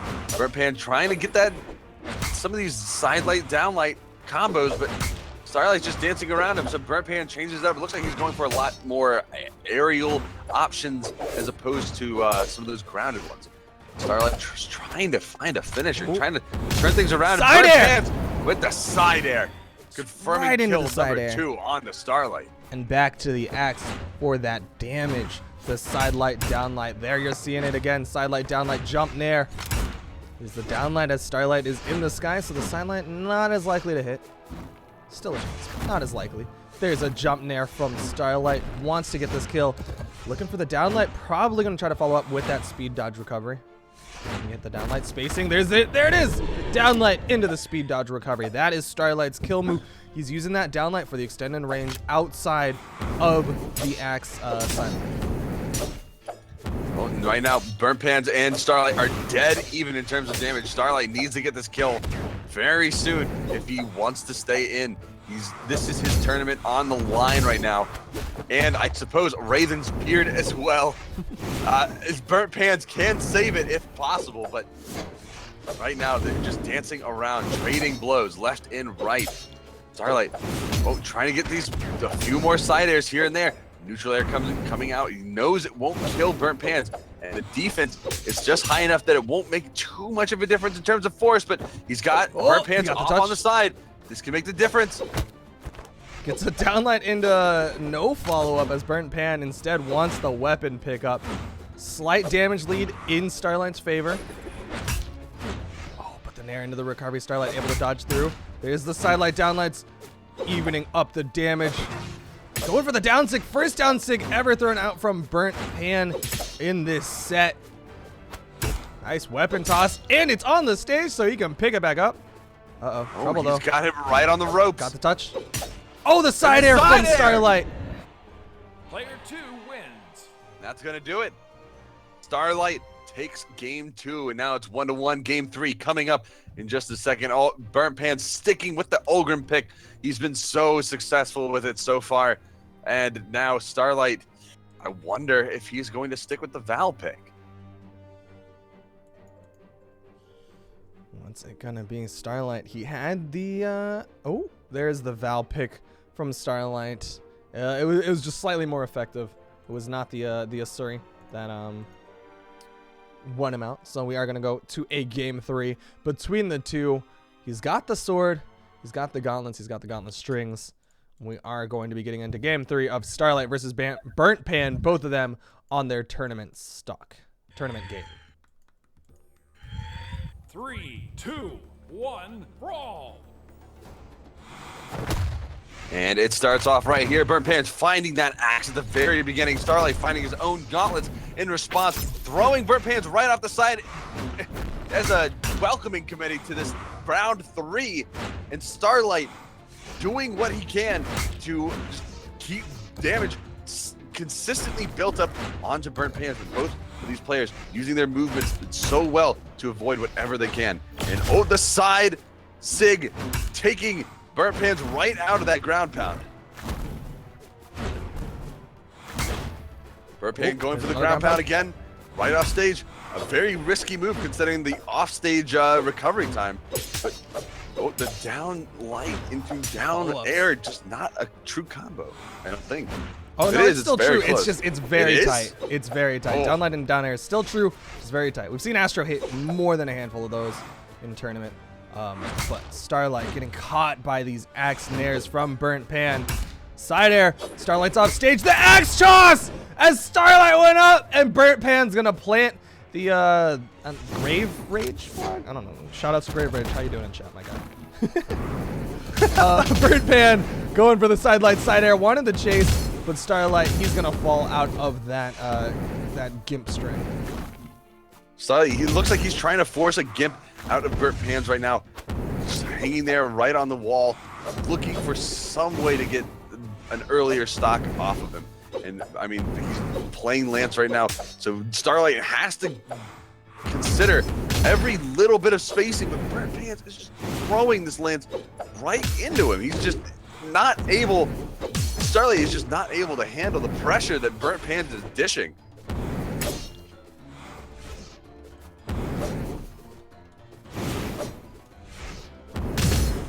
Oh, side air. Not quite gonna finish. Burnt Pan's. Oh, getting knocked to the side by Starlight. Starlight trying to turn this around. Burnt Pan's. Oh, both not in the red. able to finally confirm. Oh, Burnt Pan was not able to pick up the weapon, so Starlight is gonna maintain his advantage. That sidelight sends Starlight flying. No down air. No down air. There's the down air, and Burnt Pan looking so strong over Starlight. Axe. Olgrim, that's the thing, man. M for Mini made it work so well. Burnt Pan doing the same. Neutral light, it's not going to be enough. Burnt Pan still on his first stock. That'll do it. Side air, that's going to be the killer. And right out of hit stun. Now on his second stock. Starlight has so much to go through to pull this back right now. And Burnt Pan was able to prime this axe pickup, so he didn't have to play around with a lance for too long, as his axe has really been key to his destruction on top of Starlight. Down lights onto Starlight. Side light, or side air. Burnt Pan looking for the down air. Oh, Starlight finds the ground chase. pound. The nair. Burnt Pan does have the recovery. He got the touch. Starlight interrupts. Burnt Pan still alive, though. Barely able to touch with the top of that top bun on that Olgrim head. He is going to hold on to this stock and survive the gift.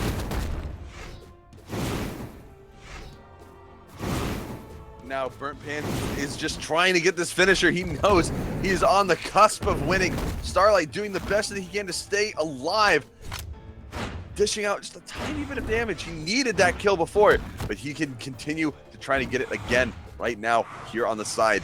And Starlight just slowly pushing into Burnt Pan's as he tries to break through this just iron defense of defensive Burnt Pan axe walls. And there it is. Ooh, nice. Double sidelight chase into recovery.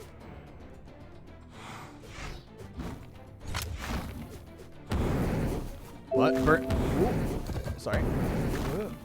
But Burnt Pan still looking incredibly strong. He's got a significant lead, but no axe, and that's been critical. He's got to avoid these gauntlets from Starlight. Starlight has gotten those big strings. We saw him get the sidelight recovery multiple times. So effective at reading that dodge. Well, Burnt Pants can utilize this lance kit correctly. He can beat out the gauntlets that Starlight is trying to use right now. Ooh, Starlight almost landing that down air. Gets one down air into neutral light. Oh, side air. Damage is coming back into his favor. Burnt Pan's trying to play carefully, trying to land some of these. Goes for the downlight. Just misses the neutral air. Burnt Pan's going for another neutral air. Side air hits. Starlight off on the edge. No recovery options. In the red. Burnt Pan sticking with his lance. He's going to go for a neutral light as the punish. Starlight running out of health. Weapon toss. Burnt Pan back to the axe.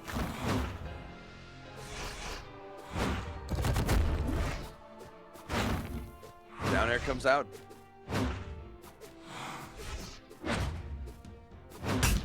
Oh, side air from Burnt Pan. He's got the lance now. Oh, side air. Side air. That's And the Burnt finisher. Pan wins it out over Starlight. Starlight is going to get taken down in game 2. Burnt Pan will continue on. Well played from Burnt Pan, the Axeman. Ulgrim, man. Ulgrim's back. Back. He's MLG and bigger than ever. And that was just it was like a chess game. Both players making calculated moves, trying to just get in between certain spots, trying to find the perfect plays to make. But it looks like we've got Wrenched and LDZ I'm ready and raring to bring go. up this graphic real quick while you tell me who they are hovering on. LDZ, what is that character? Is that a real character? Is that like, are we doing this? Yeah, we are. He's playing Taros. Are we doing that? Yeah, we are. Yeah, we are. It's Taros and Ember, and LDZ. He's taking the extra damage stance, so he's taking a little hit to defense, and just putting it in one extra strength. And against an Ember, that can mean the difference between winning and losing. Either way, he's going to be hitting like a truck against Wrench. So Wrench has to be sure to doubly avoid every attack that he can.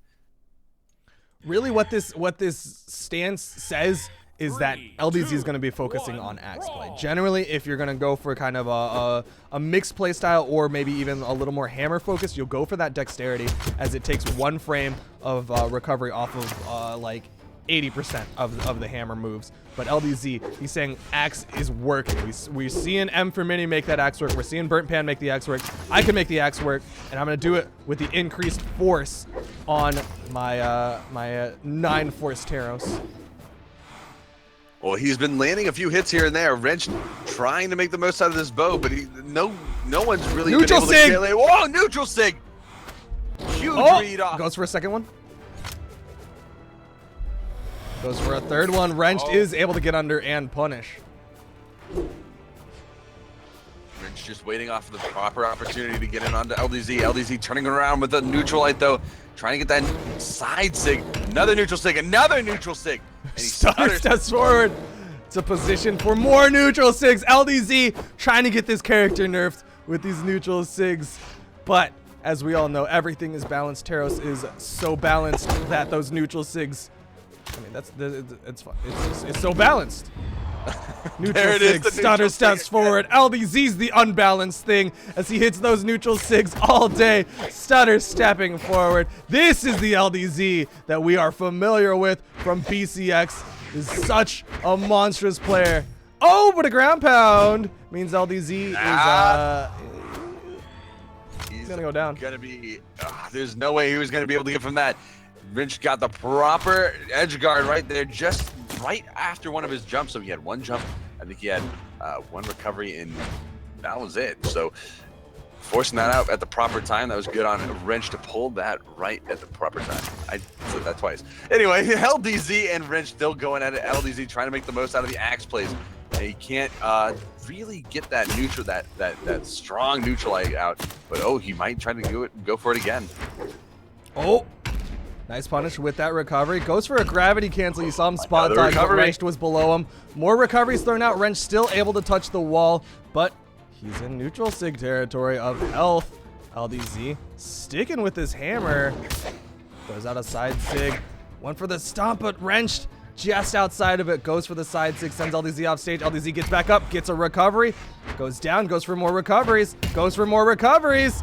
And that is going to take down Wrench. Second stock stutter stepping forward. Prime the weapon. It's going to be the hammer. All right, well, he's putting more work in with that hammer. He's getting a few of these downlights up, looking for some of the side lights. Wrench looking for some of these neutral lights, and the neutral light not enough to kill. And Wrench again looking for another neutral light. The recovery will be the deciding factor, though. That is going to confirm him the kill. And now it's 1-1, almost even stocks here. Wrench making this a lot closer than it seems. Oh, more recoveries coming out from LDZ as Wrenched is off stage.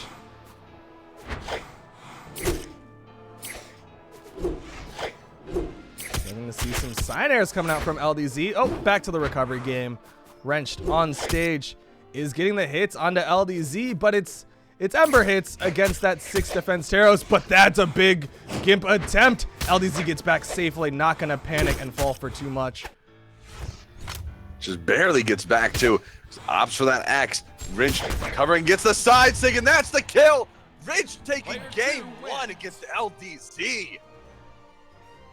Well played from Wrenched to figure out the gaps in the neutral signatures against LDZ, and LDZ forced to swap over to Lucian. Cannot neutral sig his way through that.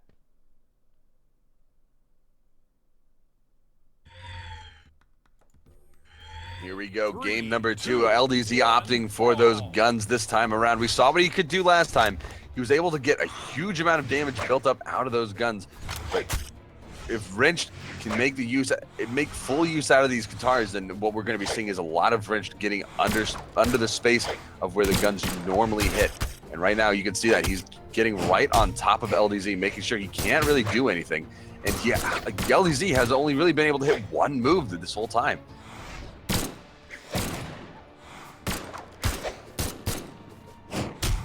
Ground pounds. The ground pound coming out. Nice recovery pickup. The side air from LDZ will send Wrenched away. Wrenched off stage against LDZ. The neutral lights pick up, and LDZ has evened up the damage with his gunplay. Wrenched has to find the gaps in the gunplay, has to find the openings, but the ground pound from LDZ. Stutter step in this time to the left, but no neutral sigs. Can't stutter step that. Well, either way, LDZ is trying to put in a lot of work with the guitars now. Great weapons for building damage. And in this moment, this is exactly what you want. Wrench trying to get the bow to work. But LDZ is just continuously pushing him around. But the side air coming out. Oh, is that going to confirm the kill? He'll touch. Oh, he's got jumps. He's got jumps. Great patience. Again, side airs from Wrench. And LDZ gets back safely. Great patience on the recovery from LDZ. Wrench picks up the recovery, will even up the stocks.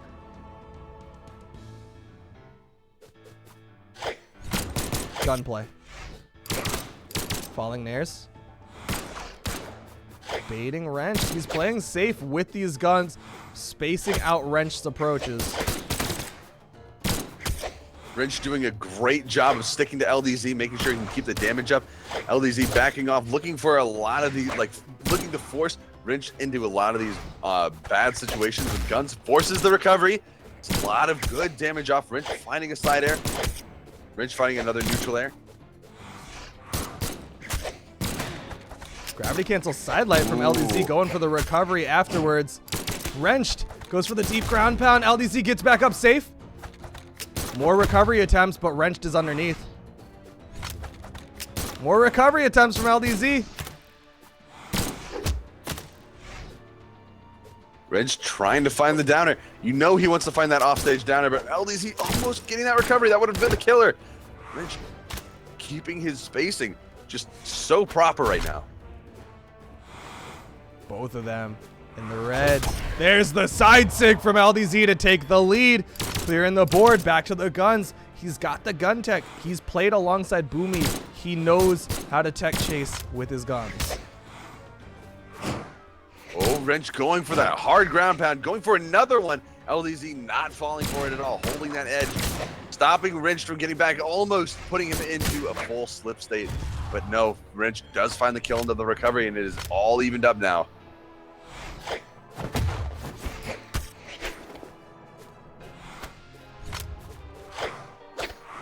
Wrench doing the best he can at Weapon Star, but it doesn't matter to LDZ. Getting that slide kick, side air off onto Wrench. And now LDZ, it's a guitar versus guitar matchup. Ooh, a lot of damage coming out from Wrenched. Weapon toss into a follow-up side air, back to the guns. Nice spot dodge into the downline side air from LDZ to avoid Wrenched coming down on top of him. Another spot dodge into a downline side air. Wrenched is disarmed off stage. LDZ not going to be going for the ground pound. Instead, tries to bait Wrenched up to pick up that recovery. Wrenched on his last legs, but he does manage to get the recovery. Bow, but the recovery is gonna finish him up. Player And that one is wins. game number 2, going the way of LDZ, and he's gonna be all evened up now. Wrenched and LDZ both with a game under their belts. It's gonna decide game 3. Find out who wins and who. Oh, I don't want to say dies. That's a little grim, but you know what I mean. Well, this is the lower bracket. The winner of this will go on to fight Stevenator. The loser of this will, in fact, be knocked out of the tournament. LDZ, he's the reigning champion for all intents and purposes. He is the one who won BCX 2016. He was an absolute monster, but he's going up against Wrenched. And if I'm not mistaken, Wrenched was the first person to actually take down LDZ, knock him out of a tournament after BCX. I might be wrong on that one. That was what, Winter Championship? Fact check that one. That was a long time ago. Yeah, that was Winter Championship, I think. So no, LDZ won Winter Championship. I think it was in a Brawl League tournament. But the first tournament was after BCX was, I think, Winter Championship. Yeah, but LDZ won that. I don't remember then. That's a long time ago. And if that was the weekly blocks, if that's weekly blocks, then there's no way I'm gonna remember that. Yeah. It's been a while for sure, but LDZ, he is trying to come back into this with this Lucian pick against Wrenched's Ember. Wrenched is going to start banning out maps. Don't worry, though, because Small Mammoth is still there. Just kidding. We're not doing that. What are we doing? Blackguard Keep. It's going to be the map. Crazy stuff. Never seen before. And here it goes. Game number 3 between Ember and Lucian, LDZ and Wrenched. It is going down right now on Blackguard Keep, and here we go. Weapon spawn in the beginning. It looks like Wrench is going to be pulling out the guitars, but it doesn't matter. LDZ, the unarmed play from LDZ. Big unarmed string to start it off and take the lead, but Wrenched coming back in with his guitar play. The side airs chipping away at LDZ after LDZ got so many punches and kicks. LDZ with the guns in hand. Off stage, turnaround dare. Wrenched has to disengage. Another dare from LDZ. That little bit of force that comes out of those dares is just so good when you chase someone down in that manner. Oh, but LDZ getting a nice little neutral air to interrupt Wrenched's attempt to get the gimp off. But LDZ with so much damage right now. Look at the damage buildup onto Wrench. He's having a hard time dealing with this. In fact, he has to kind of run to go grab that bow way off on the side. It's his only option. He needs the extra range to try Side to sig! but it doesn't matter. Great positioning from LDZ. Baited the dodge forward. Wrenched falls for it, goes for the downline, and LDZ just stands still, throws out the side sig to take the first stock off of Wrenched. Now LDZ looking to do the exact same thing this time around, getting damage off with the neutral light, looking for a down air. Wrench finding a little bit, but no, LDZ with the gravity cancels. Just going crazy with all of this stuff, and now ground pound down the push-off column. LDZ just dancing down here, knows that he can just dance all day near that spot as long as he stays into combat. Both in the red. Wrenched, very patient. LDZ underneath. Recovery attempts. No, not going to go for a recovery. Slide charge, side stick. Wrench, great patience. Didn't fall for it. LDZ, he let go early, expecting Wrench to kind of panic and jump up into it, but Wrench held onto the wall. An immediate turnaround side air will even up the stocks, but he's so deep in the reg. That neutral sig not going to kill just yet. Wrench right on his last legs. Oof! Just playing so carefully. Or playing so riskily. Not carefully. What am I saying? Ooh. Oh.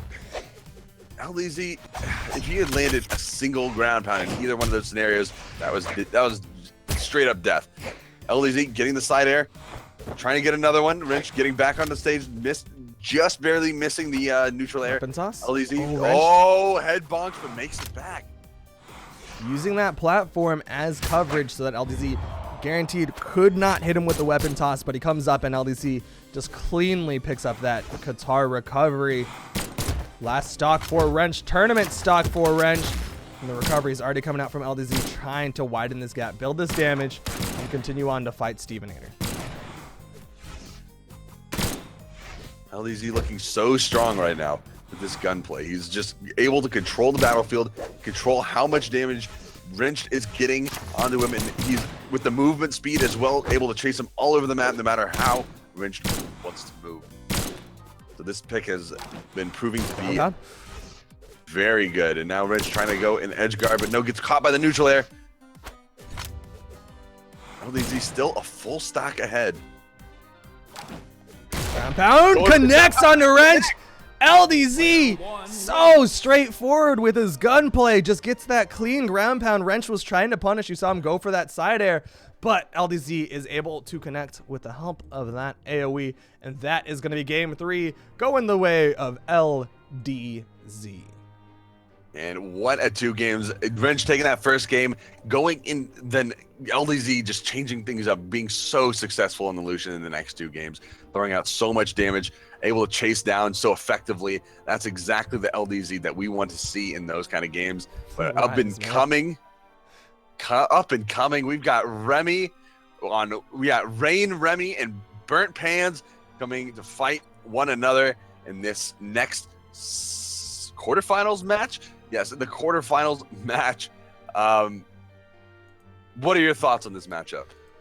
Burnt Pan with his axe play, it's been very effective. Olgrim has been so strong, and Burnt Pan, he's been making this axe work so effectively. On the other side, Remy's been playing hammer throughout most of his sets. His bow play is solid. It's been building up damage, and the hammer has kind of been his kills. It's going to be interesting to see if Remy can get the spacing against Burnt Pan's side light into downlight. If Burnt Pan is on the on the lance, I think Remy with those wisps will have a decent chance. But if Burnt Pan's on the axe, you're going to see those axe hits chunk against Remy, and Remy is on that 4 stance as opposed to like putting into his defense. So it's still going to be a lot of damage on that 4 defense Yumiko.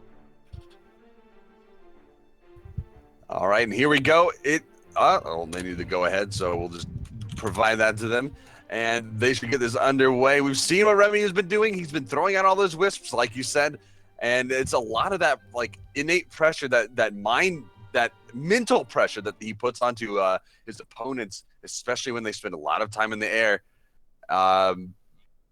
It's just one of those things that comes with a lot of those down sigs that Yumiko can throw out. So Burnt Pans, he's going to have to watch out for being in the air for too much. I know he likes those aerials with the axe, but Remy has the tools to deal with that and kind of interrupt a lot of what he can do if he isn't careful enough.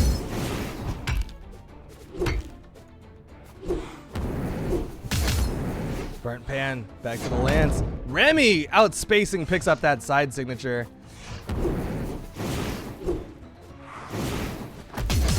Side light side airs from Burnt Pan, chasing after, but Remy able to avoid it, trading back and forth between the 2. Oh my gosh, they're playing so close to the belt as well. They're right next to each other. They're timing their dodges so perfectly that they can't manage to land anything, but Remy finds a stomp into side air. Burnt Pan's looking for the response, is not able to connect. Remy finds himself a neutral line as well. Burnt Pan's, just avoiding the side sig from Remy. Burnt Pan's looking for the axe hits, looking for the response. Again, Remy just playing so well with his movements and his dodge usage. He's all over the place, and Burnt Pan seems like he's unable to even get a read on him right now. Nice pickup with that down air onto Burnt Pan though. Side air will take the stock off of Burnt Pan. Remy clears the board, picks up the bow. This has been his strong damage pickup, but I didn't catch if Burnt Pan has primed his next weapon. No, it's going to be the lance. I'm not too familiar with the lance bow matchup. It's an interesting matchup. We'll see how well Remy can play it, as he is getting inside of it, but the side light side airs from Burnt Pan, I don't think he's dropped a single one of those. Nice neutral light pickup, will kill. So much force behind that axe neutral light. Remy's got to find it's all evened up now. 2 stocks and two stocks, both players, Burnt Pans, trying to get this lance to work, coming in from different angles, trying to use those diagonals to get in onto the dead spaces that Hammer can't cover. Burnt Pans getting that down air again, the diagonals, those angles that Remy is just having trouble covering. If he throws out a down sig, he might be able to cover, but no, the neutral sig not connecting. The backswing on the side sig though from Remy is going to launch Burnt Pan just a little bit farther away, and it looks like Remy is going to be having a little bit of difficulty getting around Burnt Pans this stock. He's very familiar with this Hammer side signature in particular. He's been making it work. Left, right, and center, hitting in front of himself, hitting behind himself on the backswing. He's able to pick up that side air weapon toss. Bow down air off the pickup, bouncing it off his opponent's head for that extra damage to set up for that down air. Remy has the stock advantage, but he's still close to kill percent, and the side airs are coming out from Burnt Pan. And Burnt Pan is trying to use those aerials to the best of his ability. He's just, he gets hit. He nice goes right follow-up. He goes right into the down sig. Remy follows up with that hot side air.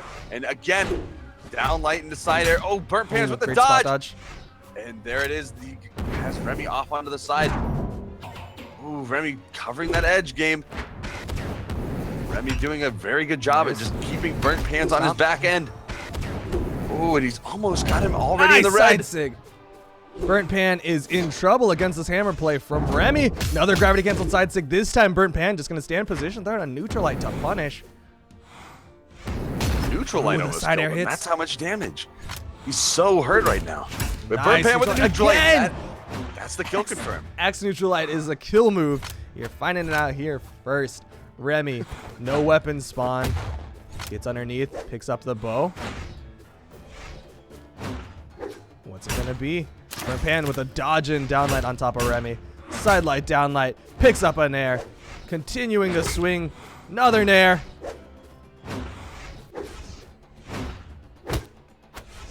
Back to the Hammer. Remy trying to get this edge guard off. He's got Burnt Pans in the red, but Burnt Pans doesn't even care. He's getting as much damage off as he can. Gets the down stick, launches Remy so far, gets a side air again. Remy's in trouble. Oh, he went high for the recovery, expecting Burnt Pan to jump up. Burnt Pan with these side airs. Side stick thrown out. Remy tries to punish with a neutral light. Side air. Side air. Not going to finish, though. Hammer. Get back. No, he can't touch. He couldn't touch. Gonna be it. Game one going the way of Remy and just barely eking it out against Burnt Pans. Burnt Pans only falling to the fact that he didn't have a dodge to follow into that wall and get his recoveries back. That was super unfortunate. We're going into game two. Remy versus Burnt Pan. Remy, he was able to take game one with that hammer. Barely. Burnt Pan not able to touch the wall, but we're going to go back into it. Game two, Burnt Pan versus Remy, and immediately neutral lights from Remy. Burnt Pan's trying to get in all the angles with that lance play, and he's starting to build up a little bit of damage. It's showing right there. It's just Remy is just covering these options. Great follow from that down stick from Remy to that neutral air. Burnt Pan's finding the response in all of these lance confirms. Ooh, Burnt Pan dodging right through the neutral light. Both players doing a fantastic job at controlling their movement, getting their fast falls and patient movements around as well. You can see Burnt Pan's throwing out that well-timed spot dodge to work around Remy and his downlight combos. Nice weapon toss. Stomp goes for the sidelight, gets the recovery. Burnt Pan so close to death. But Remy not finding that big hit. Burnt Pan dodging out of all of the follow-ups. Oh, the down sig. Remy sent flying, disarmed. Burnt Pan has the lance, has the weapon control. What a bow. Side air. Burnt Pan's got plenty of movement. Ooh. Remy gets up, gets the recovery. Gets it. There it is. Remy getting the recovery kill onto Burnt Pans, and that is going to be the fresh stock for him. But Remy looking to make the most out of this stock now. Oh, trying to get the catch with the down sig, but it is not going to get picked up, and Burnt Pan's looking for those down airs, the old, what was Nice, stomping it called down air. back in the old days as the meat grinder because you could use it so quickly, but the side sig coming out. Ooh, ground pound so thrown out. much coverage from that sig. Side sig again from Remy. He is swinging with this. He knows the ranges of that so well, but he didn't touch the wall. He's gonna fall down, but it's okay. He was in the red. We'll just pretend Burnt Pan hit him with a down air. It's fine, because Burnt Pan is in the red on his second stock. Burnt Pan's. Ooh, he's still deep in the red though. Remy gets the downlight, but can't follow it up in the combo. Tries the sig twice, but his Burnt Pans is there for the punish, getting nair after nair. Oh, Nice but weapon Remy toss. with the side Ground light. pound. Oh, he touched. He's not dead yet. I thought for sure that Remy was going to confirm it there, but no. Burnt Pans finds a way, and he's right here on the cusp of taking this. But no, his stock is gone. Remy is not in the red yet. He's still got a little bit of space to work with. Burnt Pans now with the weapon throw. Picks up the axe again. Just barely misses that recovery.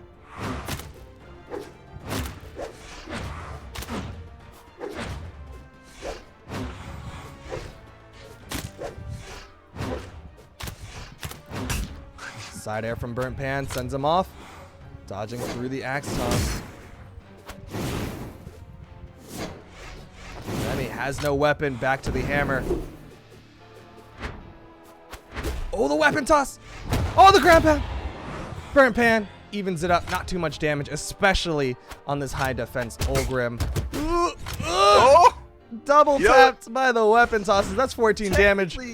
Technically speaking, you know, that could have led into a triple neutral light true combo, but luckily for Burnt Pans, he was able to get out of it, and there, Remy just getting that side air, slipping right in front of Burnt Pans across his recovery frames, doing such a good job at getting his spacing under control.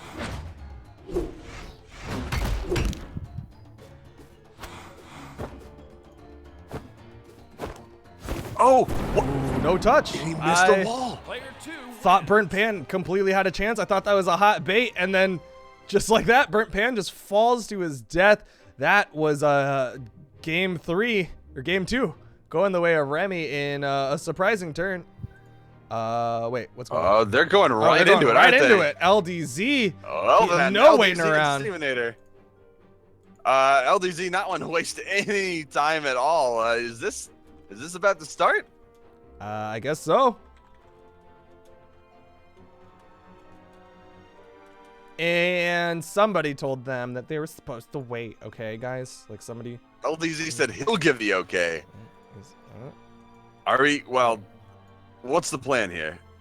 Well, I mean, I'll, is there setup necessary? It's LDZ versus Stevenator. We've seen these guys. You guys know these guys. It's gauntlet play. It's Lucian play, as LDZ is he's not gonna go on with the stutter step neutral sig Taros. He's going into this Lucian. He's got the guns. He's got that build with those guns, and then the sigs on the Katars are really kind of the most that he's done with the Katars. He'll do some offstage stuff. He'll do some neutrals, but it's predominantly gunplay. On the other side, Stevenator, gauntlets, pressure, big strings whenever possible. He goes for those dodge reads. This is gonna be game 1 of this best of 3 LDZ versus Stevenator. and here we go. Stevenator getting the sword to start off the match, and LDZ picking up those guns immediately. The strongest weapon he's been using so far, and he's just Stevenator taking coast to coast, taking from all the way from one side to the other, and doing it again. Side air coming out, pushing LDZ off to the side. LDZ trying to make back that damage with the down air off stage, but Stevenator just barely missing that side sig. Stevenator's trying to get under, he's trying to underspace the guns, it looks like, but LDZ just too comfortable right now to let anything like that drop. Gravity canceled downline out of hit stun from LDZ. Will catch Stevenator rolling with the side light. Side light, side light. Oh, LDZ dodges under, gets the recovery underneath Stevenator, but not gonna kill. Neutral signature. Signature's thrown out. The down sig to chase behind Steve will get the stock. LDZ taking the lead. LDZ building up the damage again onto Steve in this second stock, getting so much damage off. Huge strings coming out from his guns, showing the potential of what can be done with these weapons. And the dunk onto LDZ. Dodge, great patience from Steve to wait out all of the options and get that ground pound. Now Steve holding onto those gauntlets, trying to get that map control under, but it looks like LDZ is going to be picking up those guitars. Pretty good for dealing with gauntlets, if you ask me, because of those different angles. Again, I mean, not very many weapons. A lot of weapons don't have those diagonal coverage, so you know this could favor. I don't know the exact numbers, but it could favor guitars. Stevenator going crazy off on the side though. Oh, nice nair though, as he gets back up to maybe go for a turnaround, but instead he wants those guns. Downlight side air. Steve damaged up. Neutralite can't quite pick up the recovery. Neutral signature will be the kill. LDZ back to the guns. So much damage.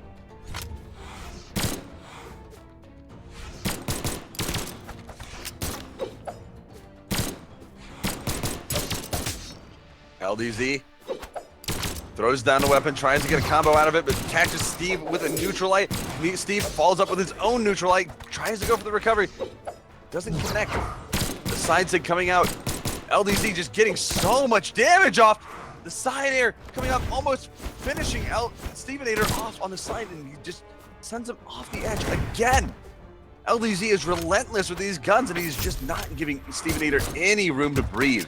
And the recovery is not going to be the one to finish it off. Another recovery dropped. Side sig confirm. LDZ takes it down in game 1. Clean play from LDZ. The gun play from LDZ showing in full force. Stevenator, will he find a solution? LDZ swapping over to the Diana for the gun bow play. Does Steve have a switch in the kit? It's mostly been Val for the longest time that I can remember. It's gonna be the core. It's actually, yeah, I totally forgot that he had the core in the back pocket. This core, it's an interesting pick. It's something that he kind of brings out every now and then. It's got the hammer play, so I don't like it's gonna be interesting. Steve used to have one of the best hammers in the scene. He kind of swapped off of it for the Val, for the gauntlets and the sword, but we'll see how well that works out for him as we go into game 2. Stevenator on tournament stuck against LDZ with his Diana, the bows, the guns, everything in between. 1, brawl. Right now, yep, here we go. Game number 2. Stevenator playing the core, LDZ playing the Diana, and Stevenator starting off with those gauntlets. Trying to just stack up on top of LDZ. Got a ground pound, down air.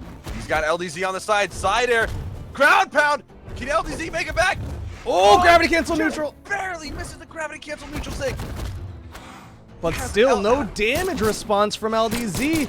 There we're starting to see the damage. There's the gravity cancel downlight into the pivot nair.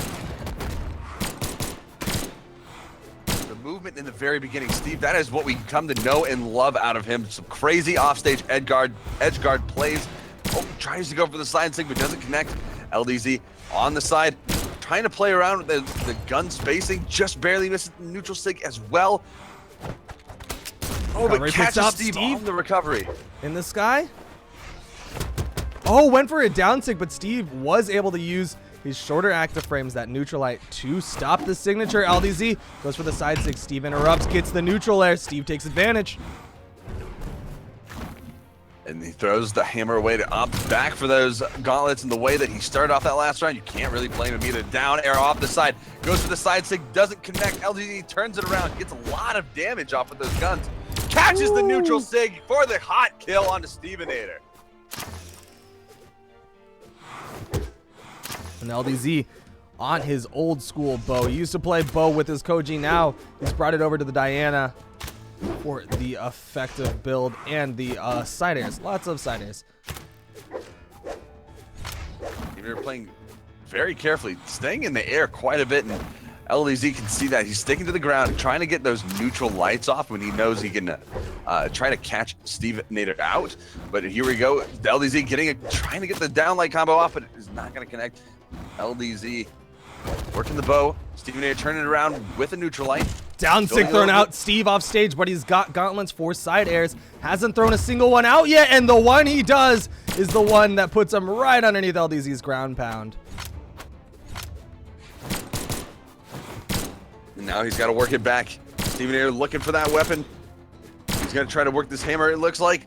LDZ holding that edge guard, jumps down, gets the down air. Throws up a neutral air, trying to catch Stevenator on the recovery, but doesn't quite find him. Gets the side air into side light.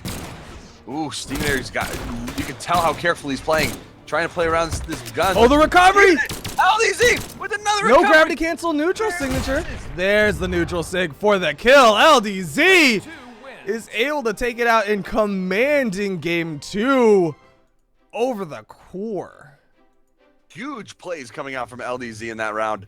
Just unbelievable stuff out of some of those reads. The neutral sig read off the side, the bow recovery coming out after throws. It's just one thing after another.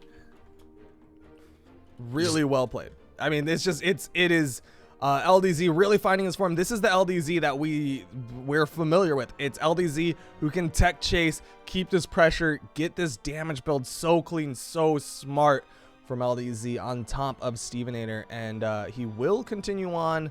I think I have a fancy graphic.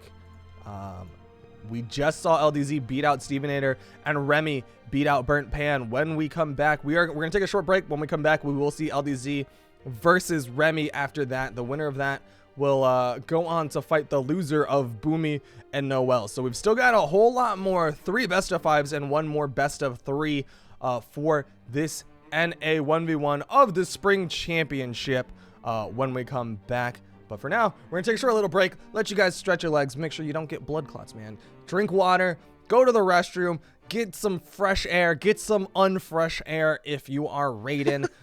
Get whatever you want, get a snack, get some popcorn, buckle up. Plenty more 1v1 tournament action when we come back.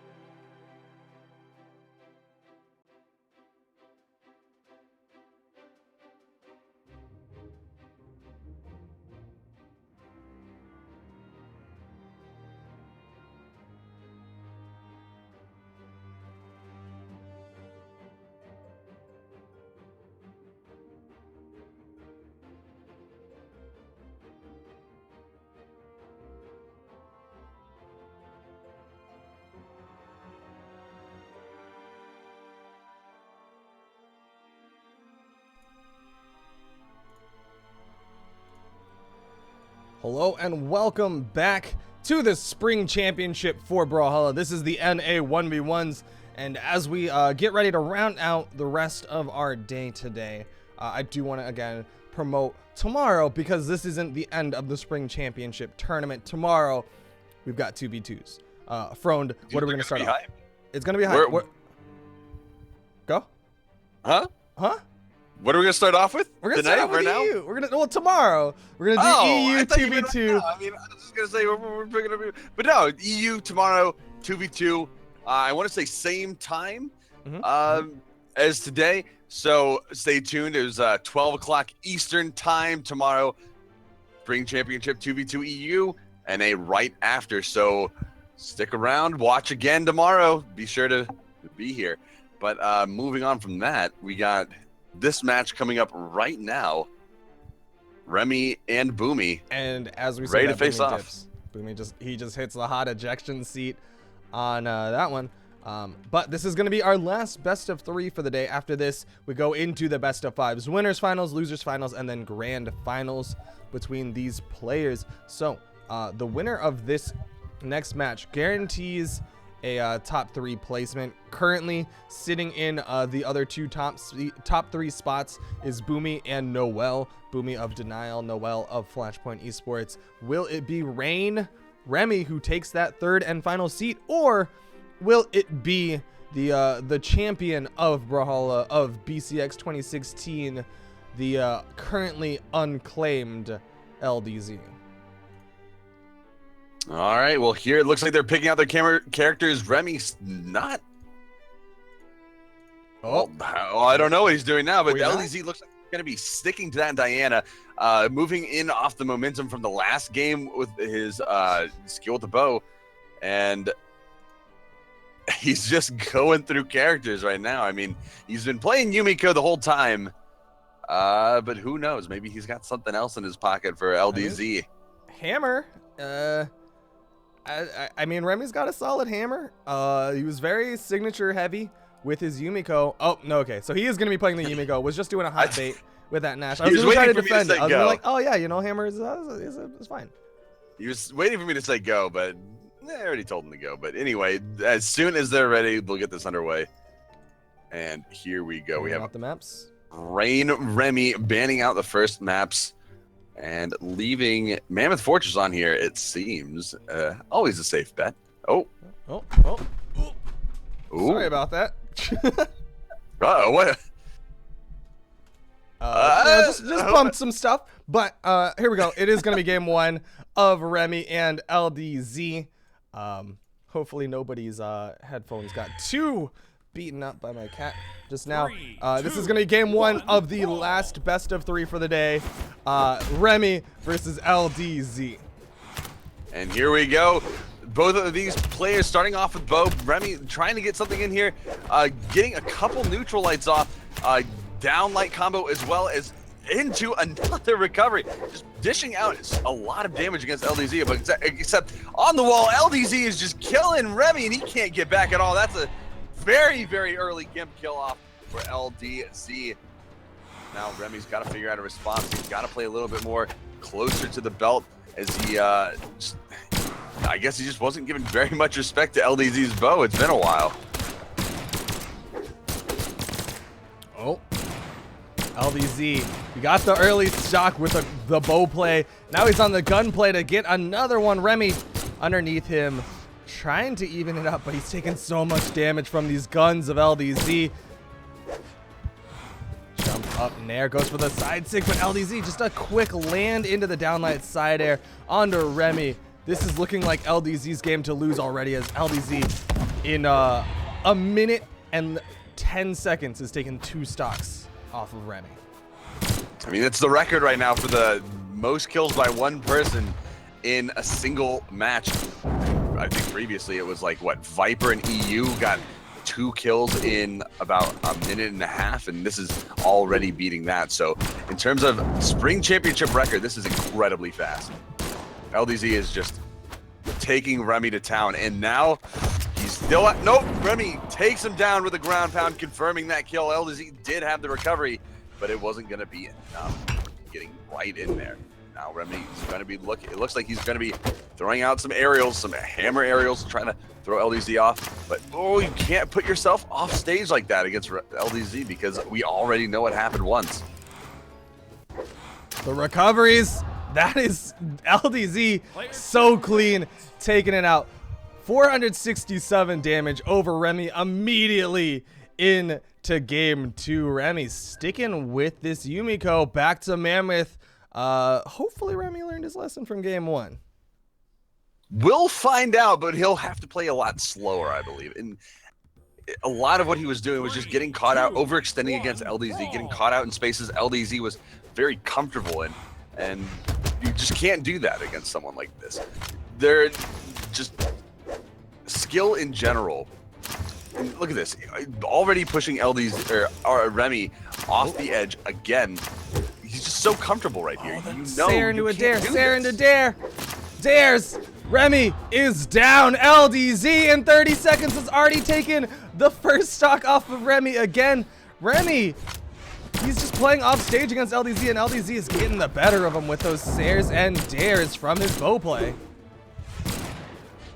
It's just how it works. LDZ building up damage with the guns, going for the neutral sig, not connecting. Remy going for some hammer aerials again, lands the falling Sare, and LDZ turns it right back around with that gun dare. Ooh, Remy plays so close. LDZ, I don't think he can get back. Overcommitment, ends up falling to his death with the help of that weapon toss from Remy. And that is going to even up the stocks, but Remy's taking so much damage, and LDZ's next weapon is his bow. Gravity cancel side sig, Remy gets around it. Doing a little bit better this time around. Still holding on to his second stock. Down sig. Just getting the combo off of that. The wisps! Taking that 7 damage. It's gonna add up. Side sig connects onto LDZ. Ooh, but LDZ finds that recovery to put put Remy up into the sky, following a neutral sig, gravity canceled. Huge stuff coming out of LDZ. One of these kills, and Remy drops, and LDZ moves on to the losers finals, I believe.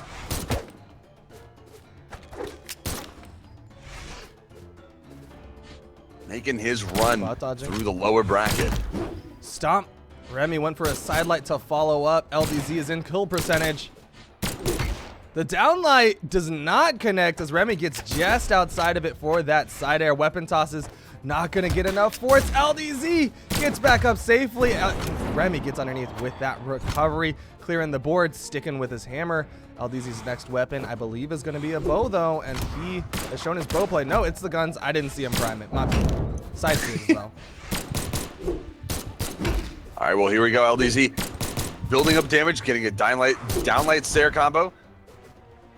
Remy trying to get that spacing under control. LDZ with the side air, side light into gravity canceled downlight. Just stringing Remy all over the place. Taking Remy from left to right, coast to coast on this map. And the side sig confirming the kill. And that is LDZ taking the match. He moves on to wait for the loser in the winners finals.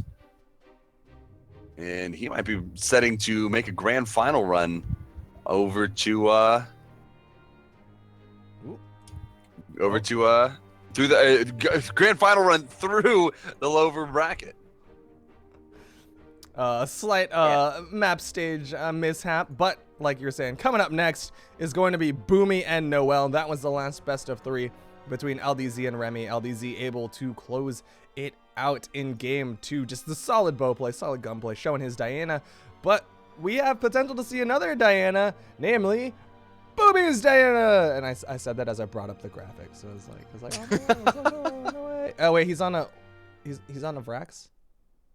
Boomy is on Vrax and Noel's on Koji right now. Noel playing the vanilla Koji and Boomy on Black Dark Star Vrax. 3, 2, 1, brawl. And yeah, I know what that skin is. What? I'm kidding. Game 1 of the best of 5 of winners finals. DNL Denial. Boomy going up against Flashpoint Noel. Oh, the bow play though from Noel is keeping Boomy from getting up. He's going for these jump nairs. Recovery charged up. Oh, just short of it. And Boomy gets up safe. Right now, Boomy needs to find a single There's the first response. ticks of damage. Just the grounded nair coming out, not really getting anything out. But Boomy with the lance, big string, almost drove himself off the stage. But side air, careful with Noel, and there's patience. the kill. Ground pound from Noel. Oh, and Boomy just doesn't have what it takes to get back to stage.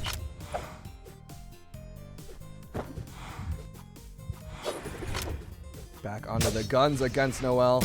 We've seen Boomy work magic with these guns before. Will he be able to do it again against Noel? Nice side light. Goes for the chase dodge neutral stick. That's something that back when chase dodge first came out that we saw pickled potatoes do a lot, and it was so effective, was that downlight into the chase dodge neutral stick for kills on his opponents. Noel not quite in kill percentage, but Boomy showing that he's practiced some tech. Ooh, gravity canceled down sig. Very nicely done to pull Noel out of position to get back to stage, but Noel just covering the ledge so well right now. Getting revenge for that CEO Dreamland loss to Boomy in the Grands. Oh, but the side sig pulling Boomy out and confirming the kill. Noel still in his first stock. Looking so clean right now. Ground pounds onto the stage. That is negative. So Boomy will be putting himself in a stun. Oh, no. And he's burned so much that he is going to fall to his death. Game 1 going the way of Boomy. Or not Boomy. The opposite of Boomy. That was a 3-stock. I didn't even register that. Noel with a 3-stock on Denial Boomy, the current #1 NA circuit point player. Okay. Okay. I see you, Noel. Flashpoint Noel. Look at that face. That's mad respect right there. Looking serious. Boomy's got to figure out something. He's going to pull out that Diana, the one that you were talking about that you thought he was going to pull out in the last game. Now he's pulling it out. Going to try to make this back up with some of the gunplay, some of the bow play. We'll see how well it works.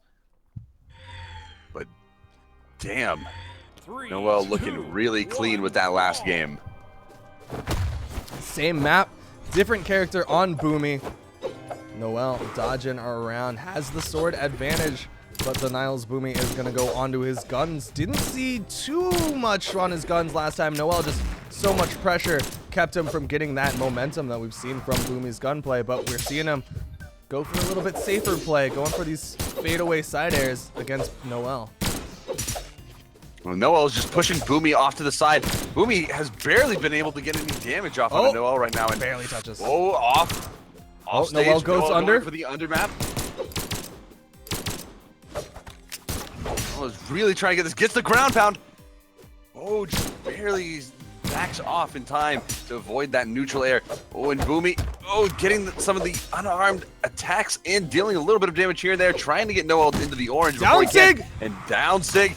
Oh, tries to get the down air as well to finish off Noel. Down sig again! Oh, off the soft platform, so it is going to have a mitigated amount of force. I believe it is 20% less force. Side sig thrown out. Assist. Boomy with the recovery. Noel responds immediately with the down air.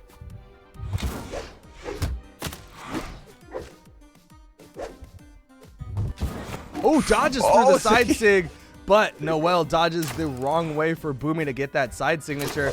Ends up holding on the side air. Noel didn't have a dodge, but he's got one now. Gets up safely. Boomy's got jumps. He's going to get out to the left side before Noel can get him with that down air. Oh man, Boomy down one stock right now. Needs to find a kill right now. Needs to find something, an opening. There it is. The recovery onto Noel. That's gonna even up the game. Give him that resetting, that reset in the match. And Boomy is just playing right off on the corner of the stage, the farthest point he could possibly be, trying to get Noel over there, trying to bait him into a gimp position, it seems. But does he have what it takes to get back? Did he tag? He did touch. Oh, what the spot dodge! I was expecting Noel to come over, and then Boomy burned everything he had. Noel with a full stock advantage over Boomy.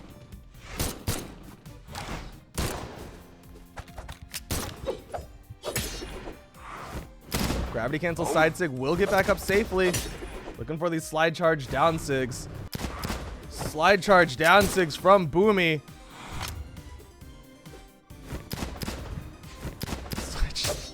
What is he Slide doing charge right down now? sig into a gravity cancel down sig.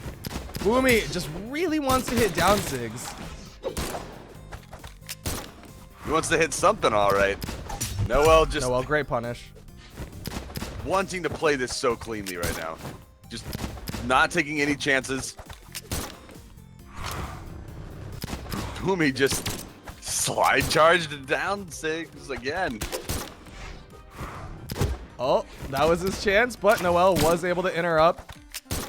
Boomy gets back up, gets a down air, goes for the weapon toss. Can't slide charge down sig when you don't have a gun for your sigs. It's okay though. Back to Bo. Oh, he can Bo's got down sigs. See, he can still down. He can still down. Boomy's got no jumps. Boomy falls to his death. Denial. Boomy is on his tournament point, at least his upper finals tournament game, as he just got 2-stocked by Noel after getting 3-stocked. If anything, this next one, he just gets 1-stocked, and then at least it's progress, right? I mean, the closer and closer it gets, right? Either way, they've got game number 3 coming up right now. All I see is stars right now, so I can't see what they're picking, but I assume Noel's on picking Koji. He's already on the Koji. Boomy has yet to lock in a character. He's just EJ chilling. He's trying to figure out what to do, as Noel has seemed to have bested him and figured out the answer to the Boomy question. Well, one way or another, all we can do is hold off for his character selection. He may end up going with the Diana pick again. Who knows? It's been his strongest pick so far, but Noel seems to be. Shoutouts to EU. We saw Thatch on EU. This is I guess a little bit of a shout out to Viper as well. But we are going into game 3, Boomy versus Noel. Noel 1 game away from guaranteeing top 2 placement, and Boomy about to go down to fight his I think teammate LDZ. Cannonballs connect. The anti-airs from the cannonballs. Boomy is just cannonballing right now. And Boomy going for a lot of these unarmed hits. And game isn't working. Okay. Boomy he's definitely got a weapon, and it is guns and it's cannonballs. He's more or less just sticking to this cannonball playstyle, and Noel has found solutions to it. Boomy goes under the stage of shipwreck for more cannonballs. One of them, though, is getting caught by the bottom stages of the platform. Boomy gets back up, got the weapon touch, the wall touch. Boomy is gonna fall to his death, plants a flag, and that is the first stock going the way of Noel.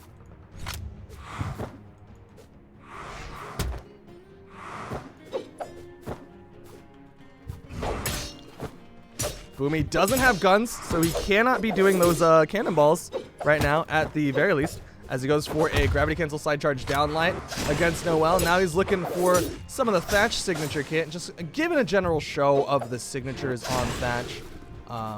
You know, he's just, you know, side sig, neutral sig. Oh, there's the side sig. We saw the down sig a little while ago. Might be time for another neutral sig. Nope. Back to cannonballs. Oh, but it connects. I mean, at the very least, you got to be happy that at least one cannonball. What is he doing there? You got to wonder.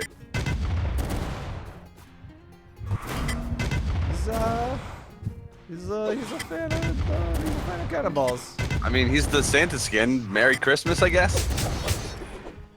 Downlight recovery, Noel. I mean, on the plus side for Noel, he's like not phased, right? He's like Boomy's off. He's like playing a completely different game, and Noel's just like, all right, I'm going in. I'm gonna win this. Like, bro, there's money and circuit points on the line. If I beat you here, I think I'm top. I don't know. But Boomy, he hits the side sig. Not gonna get 3 stocked. Well, that's kind of Noel's story, isn't it? He's always keeping a cool head, being very just straightforward with his play, not really sacrificing anything no matter what. I mean, right now he's just playing it like any other game, just avoiding stuff where he needs to, taking Boomy out like this is just another game to him. You can tell. But anyways, he's gonna be taking it down. 2 stock against Boomy, so Boomy against LDZ happening right now. We're just going right into it. Boomy's random. And just kidding. I don't even know if they had LDZ's time calling for a wait to swap characters. Okay. So how's it going, Front? That was a very interesting winter final, to say the very least. It was definitely something, all right. But I guess we'll see. Maybe this will be a little different. Boomy, I mean, is playing random, whatever that's about. And all we're doing right now is waiting on LDZ to ban out and pick the map that he wants to play on. Mammoth Fortress is banned out right now. It's King's Pass, Thunderguard, and Great Hall. Just waiting on LDZ. Maybe LDZ is too busy cracking up after that. Very interesting set. We're gonna hey, look. Hey, player cards. Yay, LDZ. Current circuit rank number 3, 462 CP to his name. Oh, we're going in. All right, cool. Beans. There we LDZ are. on the Lucian. Boomy back on the Nash. If you thought he sigged a lot with his Thatch, Boomy, he likes the Nash sigs just as much, but not able to sig without weapons. You know, he told me the other day he was working on some secret Nash tech, so you never know. We might be able to see something. We might be able to see something. Trying to get that weapon, and LDZ is just covering that option, just denying Boomy from getting even anywhere near it. And oh, LDZ with the ground pound. Boomy can't get it back up. He bonked his head too many times. You know, Boomy, that one wasn't like Boomy making a mistake or goofing. That's something that Boomy does, is he does bump his head with the complete intention of kind of baiting his opponent down. Not sure if that was what he was going for in that particular moment, but LDZ, he's having none of it. Spot dodges that slide charge down sig. That was a clean slide charge down sig, and Boomy falls to his death. LDZ's pressure is just immense right now. You can tell from these guns, he's just building up the damage. Boomy is trying to get something to work here, but LDZ is just having none of it.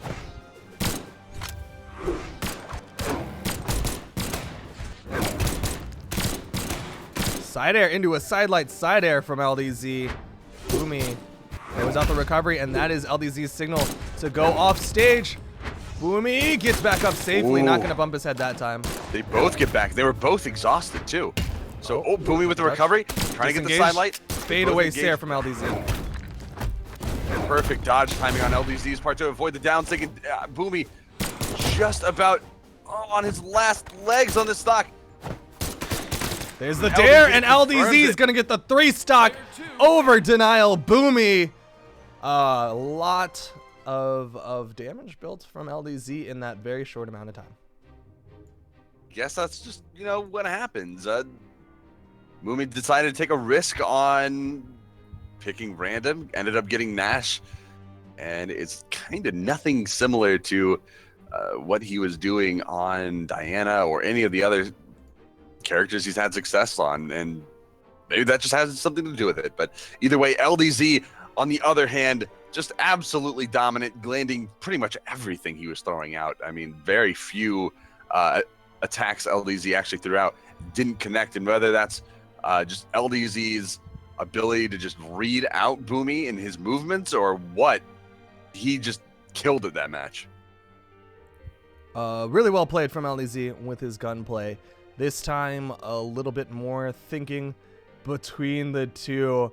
Boomy, not sure what character he wants to mess around with next. LDZ will likely be on the Lucian, but it took him a little while in the last one, so he might just still be thinking about what to do.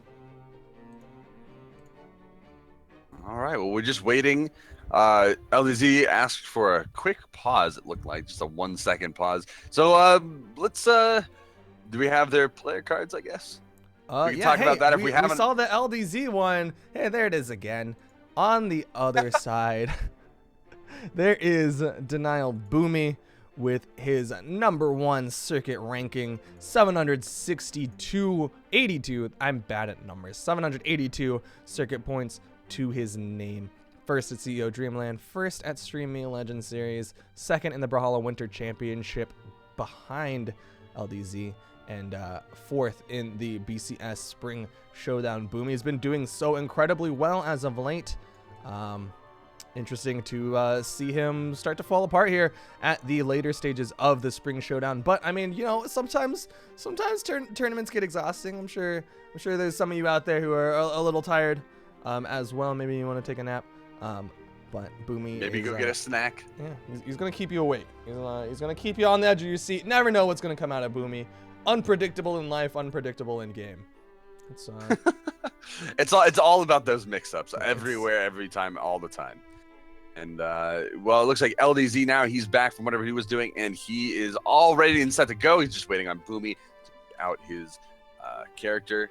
So all we are waiting for is a nice, hot Boomy character pick. And he's going to be going with Val. I literally can't think of a time where I've seen Boomy play Val. But this is going to be interesting to see. We'll see how he decides to play it. He does have the common stance of the force stance on the Val. That's what Steven Adder was repping. That's what Starlight was running. So maybe Boomy's going to try to play this Val more standard. But it's always a mix-up with how Boomy decides to play in tournament. He's got the gauntlets in hand. We're not seeing him immediately start throwing out signatures. It seems like he's gonna try to get some gauntlet strings on top of LDZ. LDZ on the Katars. If there's anything to be said about Boomy, and it's been proven in the past, it's that he can play pretty much anything at any level. So right now, pulling out this Val, it's not that it's, I guess it is a little surprising because it's not anywhere close to what he was playing before, but it's not something that I don't think he's, let me rephrase that. I think it's something that he's still used to. Yeah, Boomy is not uncomfortable with any weapon. If anything, Boomy can play everything, like you're saying, at a high level. It's just interesting that he's going to bring it out now when he's been playing predominantly guns. He had the Diana, he had the Vrax, he played a Cassidy earlier, I think, as well.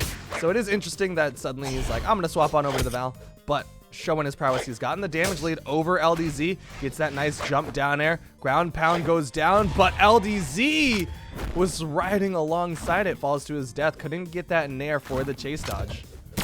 It looked like he was just trying to bait out. It almost looked like Boomy was trying to bait out LDZ into trying to get the gimp kill on him, but just repositioned at the last second, right when he would have been in the kill position for LDZ with like a side air or a nair or anything like along those lines in order to just almost mind gimp him off the edge. So that was well done on Boomy's part. And LDZ landing that recovery, and there it is, the first kill onto Boomy this round. Boomy looking a lot better. LDZ having to deal with this, and Boomy dealing with the guns exceptionally well this time around.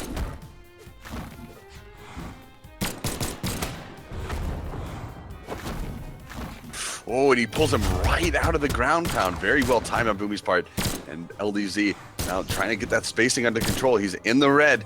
If he lets Boomy get in within that underspace zone on the guns, then it could spell disaster for the second stock. Oh, down air. Oh, down air on sword, and Boomy takes it. Second stock off of LDZ. Boomy looking a lot better this time around.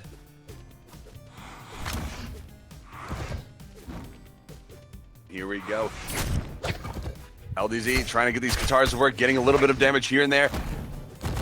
Getting some spacing in with these guitars. Oh, Boomy chasing down very hard. Isn't able to get back, and LDZ is going to pull that second stock off, and we have one-on-one stocks. Stocks all evened up. LDZ looking to try to get some damage out with these guns and pulls it right out as Boomy picks up the sword, but follows up right with the recovery, getting damage right back. It's all about those, as soon as you take damage, you gotta figure out how to get back at your opponent, and Boomy is just seeming to get any sort of response as soon as possible. And the gravity cancel side sig option in the air. Fantastically done. LDZ looking for a recovery, looking for a lot of damage. The neutral air comes out, and he goes for it. The side air, another nair into side light. LDZ is putting pressure onto Boomy, but Boomy, the weapon throw doesn't connect. Off the side light into the kill, and that is going to do it for the second game. It is 1-1, and Boomy takes it.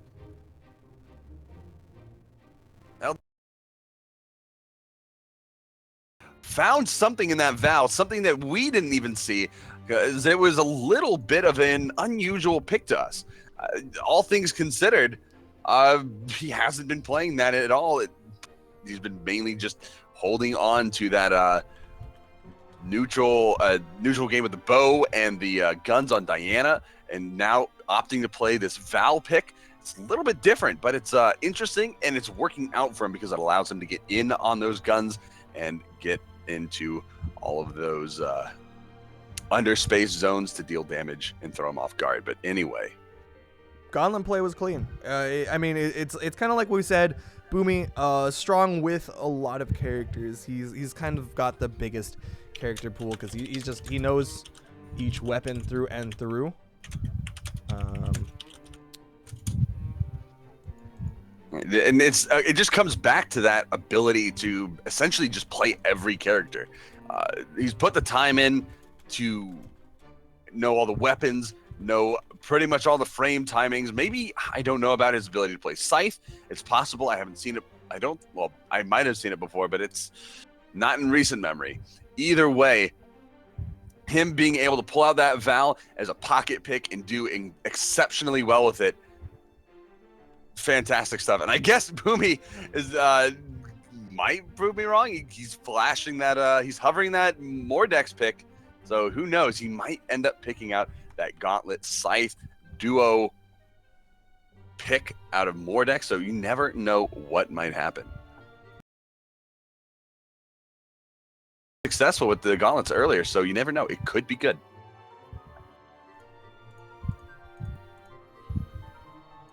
Interesting pick with this Mordex. He's kind of he's playing wheel of characters, spinning the wheel, seeing where it lands. Val is where it landed on the reroll after the Mordex. LDZ, surprised it's not an immediate Lucian pick, but he might just be figuring out what's going on with his life. It's gonna be not a Lucian pick. I saw the hover. There's potential for the Diana. Is it just doing a little innie outie? Little I guess we'll alternating find out. AB. It looks like Boomy might be sticking to the Val pick, holding onto that sword and gauntlet combo.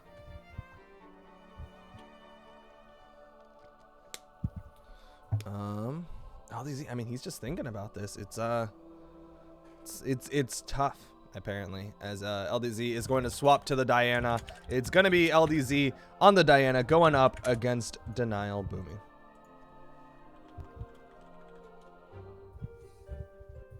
All right, well, here we go. Getting this underway. Small Mammoth Fortress will be our, what is this, third map Game 3 in this series. Game 1 went the way of LDZ. Game 2, Boomy brought it back with his Val pick. We're going to Game 3. LDZ versus Boomy. This is a best of 5 in the lower finals of the NA 1v1. Denial Boomy with the sword in hand. Now Boomy looking to make a lot of work with those guns. Oh, but the guns off of LDZ, almost taking him off the top. And LDZ, built up a lot of damage on Boomy in that instance. It's those ladder combos that can really get people off guard. And Boomy staying on the playing edge. that wall. He wants What is he LDZ doing? to come over. He is staying on this edge. LDZ could try to wait out the wall slip. No, jumps over for the side air. And Boomy now, position is turned around, tables are turned, and he slips back off the wall. And LDZ, considering the fact that he could go off, what is he doing right now? He's just running away. Well, he went off stage, got that side air one time, right? And then the second time, Denial Boomy, he got those quick jump nairs onto LDZ. So maybe LDZ kind of learned his lesson, knew that if he overcommits onto that, could be dangerous. But we are seeing the second the exclamation point popped up. The second Boomy almost got into wall slip, he popped up. Fortunately for him, that soft platform was there, but he goes on to the left side. LDZ has to wait for a weapon spawn. Oh, and now he's trying to get the down Sig air. So the connects. side sig is the connector. And there's the kill, and he goes back to the wall, but not before clearing out Surprised at he's least doing one this of the with weapons. sword. You know, gauntlets have that reversal potential. They've got the strong ground pound.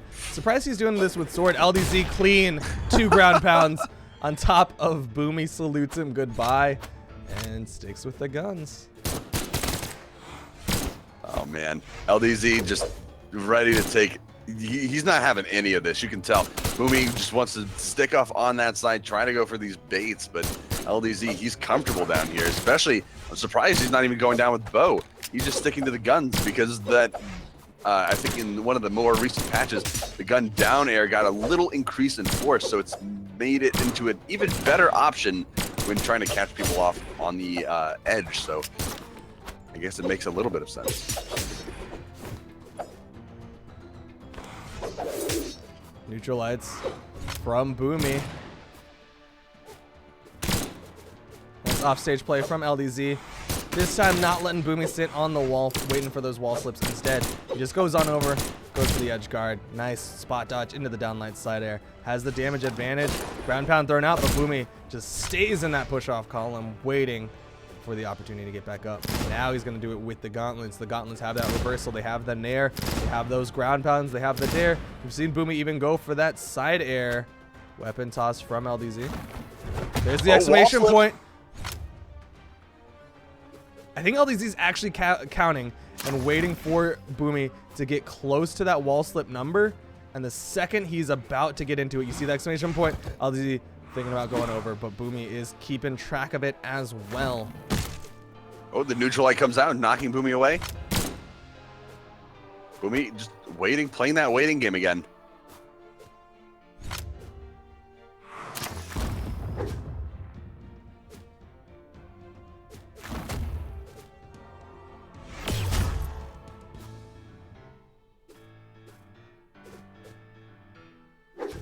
Patience from both players.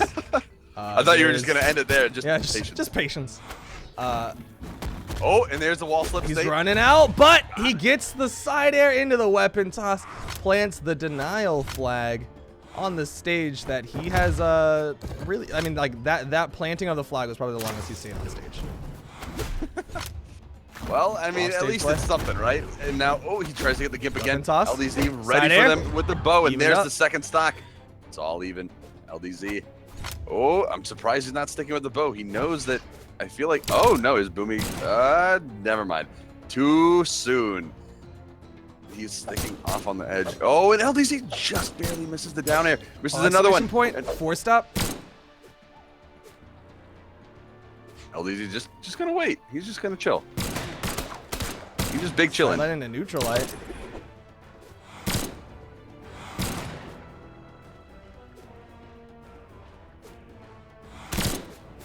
Nice side airs from LDZ. All right, well, here's the bow. We've seen a lot of success with him getting gimps off stage with the bow. Yes. Boomy though landing a few hits on the push off column there. Ooh, denial. Boomy just barely playing around this. Oh, but LDZ is disarmed. Nice speed dodge into the neutral air onto Boomy. Oh, nice neutral light from LDZ. Tries to go for the recovery, doesn't connect. Lands a side air right after though. Into a down there. Tries to hit that neutral. Recovery Save, but picks the up. Recovery is going to be the finisher, and he goes for the facepalm taunt right at the end. It's only 2-1, and this is a best of 5. So LDZ is going to have to take another one to get to the grand finals, and I guess Boomy is just trying to stall him out. Playing the long con, man. Playing the clock. I'm not sure if LDZ has a finite number of hours or a finite amount of data, maybe, on his internet. But Boomy is he's going for the long haul. He does not want me to eat dinner tonight. That's what I'm hearing. I hear that. I don't think I think all I had for breakfast today at like 10 o'clock was a bowl of grits, and it was all right. It's just I kind of wish I had more to eat. During these little breaks, I've been going to eat these like little lemon pastry squares, and they're really good. But Lemons? they're Lemons? very tiny. Lemons? Oh yeah, like the clan. Yeah, I remember that. Good old lemon. Anyway, Boomy going with the core pick. Okay. Yeah, I mean he's going with the core pick. He's got Interesting gauntlets. He's decision. got hammer. I mean, if he's going for the offstage, he's got the nairs, he's got the recoveries, which it's a good offstage decision. Like, and look at the maps. Look at the maps that are still there. King's Pass, Thunderguard, Twilight. All maps with, I mean, 2 of them have a solid shenanigans area. 1 of them has kind of that pin needle on the right side. We'll see if Boomy decides to go with that playstyle on Twilight. It'll be on the right side if he goes for it. But Gauntlets and Hammer both have that reversal potential with Oh, yeah, Hammer, there he goes. He's Hammer just playing on recovery the island. and Gauntlet neutral air. And Boomy going off to the other side, playing around on the platforms. He's jumping. LDZ throw out an attack. LDZ throw out a downlight. I don't know, recovery, but it doesn't connect. Right Boomy island. with the hammer, with the giant shovel. And Boomy bonks his head. He's going through the island. LDZ. The side air. The from hot LDZ tech. Actually, The hot tech. I actually want to say that saved Boomy because he didn't have anything after that. He was exhausted. Boomy playing this island Oh game, my gosh. ring around the rosy, but every time they get back to the top of the island, that is going to reset the jumps of the players. LDZ trying to chase with that recovery. I'll be honest, I don't know what I'm watching right now. It's Ring around the rosy, a pocket full of LDZ. I kind of want to see core- this paired with like core. some Benny Hill music. We all Boomy down. Gauntlets. Like if they're just gonna chase each other around the island, this is definitely deserving of some Benny Hill. Unfortunately, I believe that's copywritten, and I am not allowed to play that for the people. I think what 30 seconds is preview, like preview allowed. You know what? We'll leave it to the subreddit. They get to do that. I Fair expect use multiple comment. versions with lots of the EDM effects, Just lots of hue changes and saturation on every side.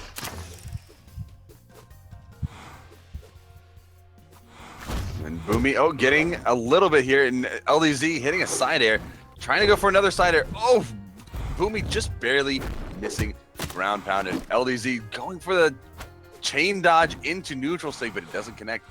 Boomy trying to get around to the island, manages to make it there, and LDZ is just chasing all over.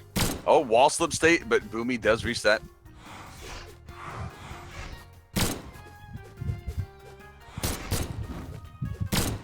LDZ, he's trying, man. He's going for all this tech. He going for a speed dodge dare onto Boomy, speed dodge recovery, trying to get those quick speed dodges to change it up. There you see again, he went for the speed dodge dare. Forced him over, juked backwards, and Boomy thought he was coming over to that side, but no. I don't think, can he get back? He's got the dodge, he got the touch! Now, LDZ has to play a little bit of a dancing game. Boomy puts him on his back foot, but no, Boomy goes back to the side, trying to continue on with his gift play. That is the power of core, and that's one of the reasons why he picked core, is that hammer recovery and the gauntlet nair. The ground pound connects. LDZ goes down. He plants his flag, but it's back to the island. That's where he really should have planted his flag, because like that is his home. Now LDZ has all the pressure put onto him. If LDZ was able to find the kill earlier, then he wouldn't have to chase at all. He could just sit up on the side, do nothing, and then time out for the win. But now Boomy, he's got to chase Boomy down, and that puts Boomy at a huge advantage because he's got, I mean, it's a little different than facing someone who does this kind of thing in ranked, because Boomy has the movement skill, the skill to move so optimally that he can work this and work in like getting back onto the ground into his play. Like he just did it 3 times there while LDZ is constantly chasing him, putting so much pressure. The side air though. Oh, turn around from Boomy.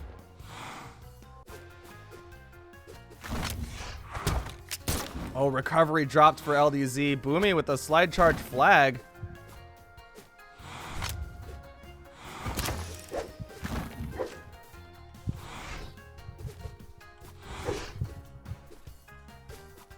LDZ doing what he can to try to get in, gets the side air. Boomy, gets hit by the weapon toss. Still gets to touch the side air. Weapon toss, evened it up. Salutes away, and it's all even. LDZ opting for those guns, knows that those verticals, the down air, the neutral air, the recovery can all work well in situations where you've got to chase Boomy down on a wall. Tries to make the juke happen. Boomy just stays still.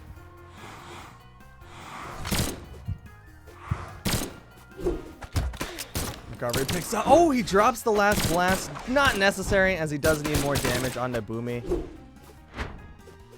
Ground pound. Oh, ground pound. You gotta be careful with those ground pounds against hammer. That recovery can just snatch you right out of the air. Now LDZ is gonna wait for the weapon spawn. You know how long it's been since I've seen a sudden death in tournament? Like it's been a while. I remember one.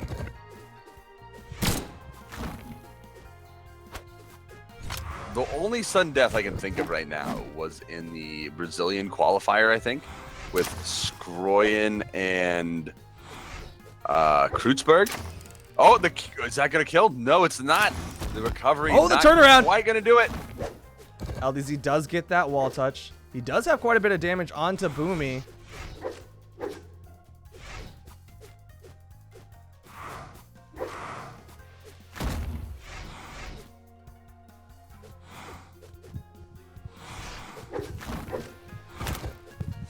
LDZ getting the down air, throws his weapon away, tries to get the confirm, but it doesn't.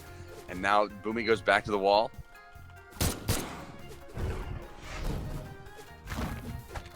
Recovery! All right, LDZ, plant your flag in the center of the stage. That is, I mean, like that. This is his opportunity if he wants to. He went for the facepalm. Boomy can no longer go out to the island. He has to play more aggressive. He's gonna do it anyway. LDZ doesn't have to chase. He might anyway, just for the sake of the game, just to provide some entertainment value, at risk to himself, it seems. Denial Boomy just backing up, getting gauntlets, backing off to the edge. Looks like he's now trying to go in, but he's still about a stock down. So if he decides to really turn it on right now in this last minute of the game, he's going to have his work cut out for him, but he gets the gravity cancel side sig. A minute left. Can LDZ turn it around? Boomy can take as much damage as he needs as long as he doesn't die, but LDZ! Gravity cancel downlight into the recovery. And LDZ is going to go on to fight Noel of Flashpoint Esports. Boomy is taken down. All right. It's what a way to finish off that game. Just what a clean end to the game with just crazy gun strings, like the reads on point, everything. That's just pure LDZ. And now he's going up against Noel, who one way or another took Boomy out in such a clean fashion. It's LDZ and Noel in the finals. This is going to be pretty different than what we've been seeing, I guess. Yeah, this is a very different potential best of 5. LDZ and Noel. I mean, no, they're here. This is top 2 of the spring championship for NA. Noel has been sitting pretty for quite a while with this Koji. He's going to lock it in. LDZ, Diana, Lucian, who's it gonna be? You know, it's a tough pick. He's been really successful on guns. His Diana's been really clean, and his Lucian, in the right circumstances, also been incredibly well-rounded. So it's hard to tell. I mean, this is like the last game of the tournament, so you know they're going to be pulling out their best. But the question here is LDZ's best, the Lucian or the Diana? Because he's been playing both quite a bit. He's trying to decide which weapon it is going to be, which character it's going to be, as he is he's hanging out right now. It is going to be best of 5 for the grand finals. If Noel wins it, he wins it. If LDZ wins it, we go to another best of 5. It's going to be LDZ and Noel. Still waiting on LDZ. He's thinking about this pick, man. It's a tough pick. Do you start with the Lucian? Do you go over to the Diana? You go with the Lucian for the pick. And it looks like they started the banning process, and they leave Mammoth Fortress, Blackguard, and Shipwreck in the mix. And I mean, you gotta assume that they're gonna go to Mammoth.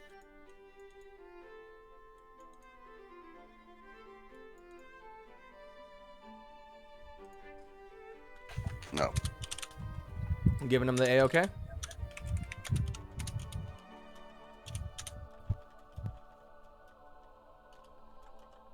All right, and there we are. First game of the grand finals, LDZ versus Noel. For all the marbles, every single one of them, all the colors, all the different styles, every marble in the book on the line here. Noel, LDZ, and Noel. Various diameter spheres. Trying to get that weapon. Noel doesn't need the weapon. The downlight ground pound wanted the reset off the ground pound, but LDZ was able to spot dodge and go for a nair afterwards. Recovery is coming out from Noel. Turn around side air. Ooh, nice reversal from LDZ. Noel with the bait was pretending to go left. LDZ took the bait, was going to cover, but instead LDZ backs up, goes to the right side. Or Noel, excuse me. Recovery picks up. LDZ trying to get that down air off stage on the push-off column. Noel getting picked up by the recovery.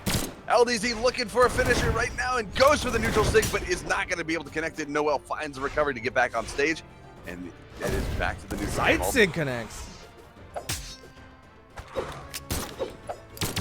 This is just back and forth between these two players. Business as usual in the grand final arena. Oh, Noel misses the recovery and bonks his head. Unfortunate gameplay, but here we go. LDZ waiting. Oh, immediate That is something you don't see too often anymore. Lately, people have been going for that immediate side air or that immediate jump recovery. But Noel going with something that that used to be very prevalent is respawn into that neutral heavy to keep himself even. And it does hit like a truck. So the fact that he had LDZ in the right spot to get the kill off of that is pretty big because it allowed him to get back to even. I mean, pure even. So really good stuff. But LDZ now looking to do some damage with these guitars, getting a lot of good neutral airs onto Noel. Noel looking for an entry point, trying to get these side lights out. But Down the down sig from LDZ is gonna take it. Stock number 2 off of Noel. He is in a pretty fresh stock. LDZ looking real strong. Recovery picks up into an immediate nair, side airs onto Noel, but Noel is able to hit a side air of his own. Noel wanting that reversal side air, wants to get the gimp onto LDZ, but LDZ, every time he comes back, he's able to trade out more and more damage, widen this gap, as everything here is cherry on the stock cake. If he loses the second stock, he's still going to be coming back with a fresh stock onto LDZ, who's already in the red. Nice side stick, though. A max range side stick. Gravity cancel off the side by Noel. Catch LDZ. Side air. Oh, Weapon LDZ toss connects. the weapon toss off Player the side. wins. Huge plays coming out from LDZ to get the gimp kill off the side, and there he is going right into the second game. Back to Mammoth Fortress, same characters, same everything. It is Going right game into it. 2.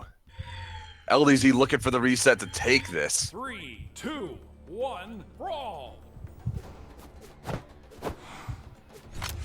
Back to the guitars. Noel dancing around, can't get past with the neutral air, and LDZ with a big guitar string on top of him.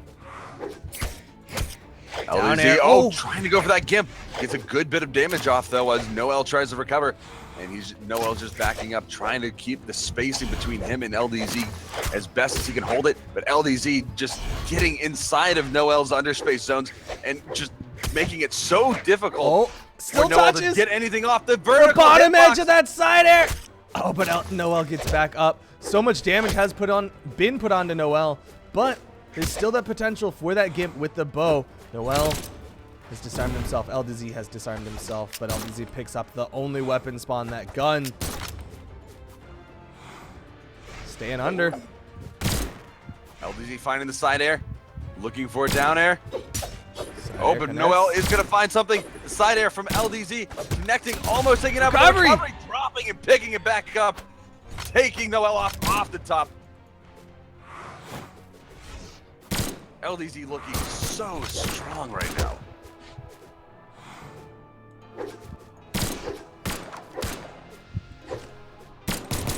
Nice slide charge down like, oh, but Noel able to pick up that max range bow down there, sends LDZ down and around. Neutralites the gun tech chase nair into recovery. Noel is taking so much damage from the guns of LDZ. Side air into a sideline side air. Perfect positioning. Look at this.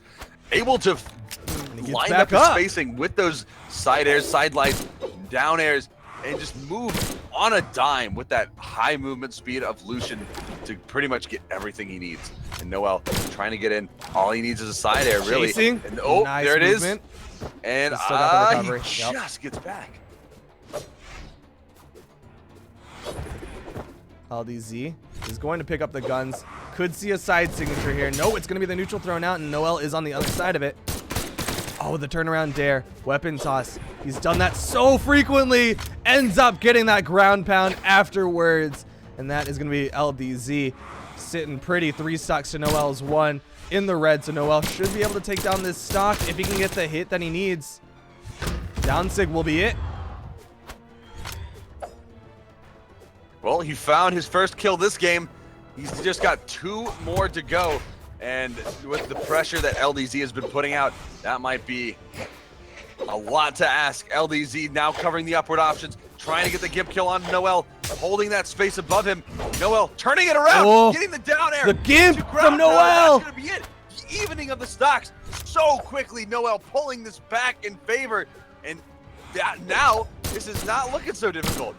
Well, don't take that the wrong way. This is still looking crazy, but like, Yo, he's back in. It's evened up. Noel with that Gimp gave him exactly what he needed to get back into this, get the damage lead over LDZ. But again, LDZ, he's got these guns. That is a weapon that is able to even up damage very quickly. You're seeing the damage build. The downlight side air is coming out. Guitars, the down sig Lucian 101. He has the recovery options though. He can get back. You just got to be careful. Oh, holds the sig for just a tad too long. LDZ trying to make the most out of this, trying to find that kill. He's got Noel in the red. Noel putting LDZ very close to being in the red. But now LDZ's got his guns. He's going to be a force to be reckoned with. Picks up the recovery on center off stage. The ground. LDZ takes game 2. He's looking for the quick reset. One more game for the reset. Staying with these characters. Staying with the map pick. LDZ versus Noel.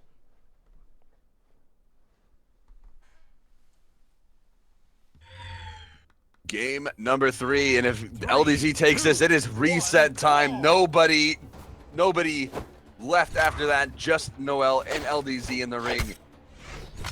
One person's coming out, one person's going home. Well, they might both be home, but that's irrelevant. LDZ on the edge right now doing work as Noel and LDZ both just edge guard each other, playing around in this air game. This is what made Brawlhalla great. All of this edge. Good old edge guards. Falling nairs. Side air. Going for more falling nairs on top of Noel.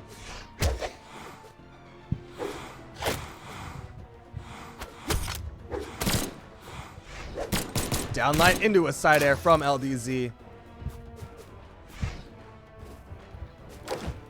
Oh, the pickup recovery will give him the breathing room. Gets him back up.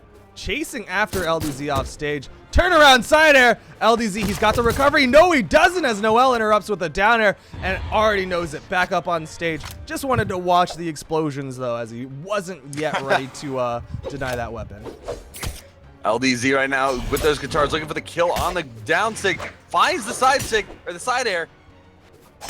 Oh, and the special down sig Lucian will be the 101. finisher. Go back to school. The Lucian 101. Qatar down sig over the edge. LDZ evens it up. LDZ, Noel going at it, trading blows. Noel getting a few hits and almost has LDZ into the red. Gets a down air, just looking for the proper angle to connect. And LDZ, just uses his last jump to get back on the stage. Managed to find guitars.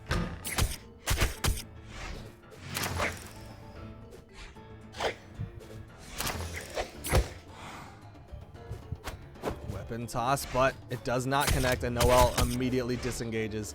LDZ is so deep in the red, though. LDZ is rolling onto Noel, though. Gravity cancel down sig. Noel gets past. Gonna hold safe. He's got the edge guard. Downlight can't pick up the side air. LDZ gets out. Weapon toss for coverage. Picks it back up because he doesn't want to be unarmed. Just kidding, guns. Neutral lights. Both of them getting into kill percent as Noel is taking these blasts. The blasters so good at building this damage onto Noel. Recovery drops, but immediately picks up that sidelight on his way down. Noel trying to get that edge coverage as LDZ goes around to the other side, finds guitars as LDZ gets knocked out by Noel in his side air, and Noel a stock up. Needs to look to extend this stock even further. LDZ, he's been getting just pushed around in these last 2 games, and now he's finally got the lead. He's got to make something out of it with this advantage that he has, this stock advantage. And LDZ looks like he's not going to give him the chance. He's going to try to push him off to the side and get an earlier kill confirmed right off of Noel. Side sig connects, evens it up.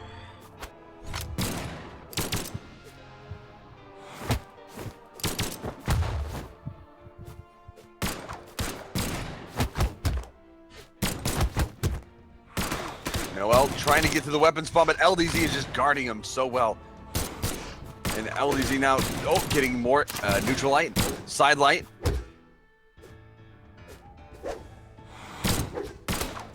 Ooh, dodges right through behind Noel to catch him with the neutral light. Very well done.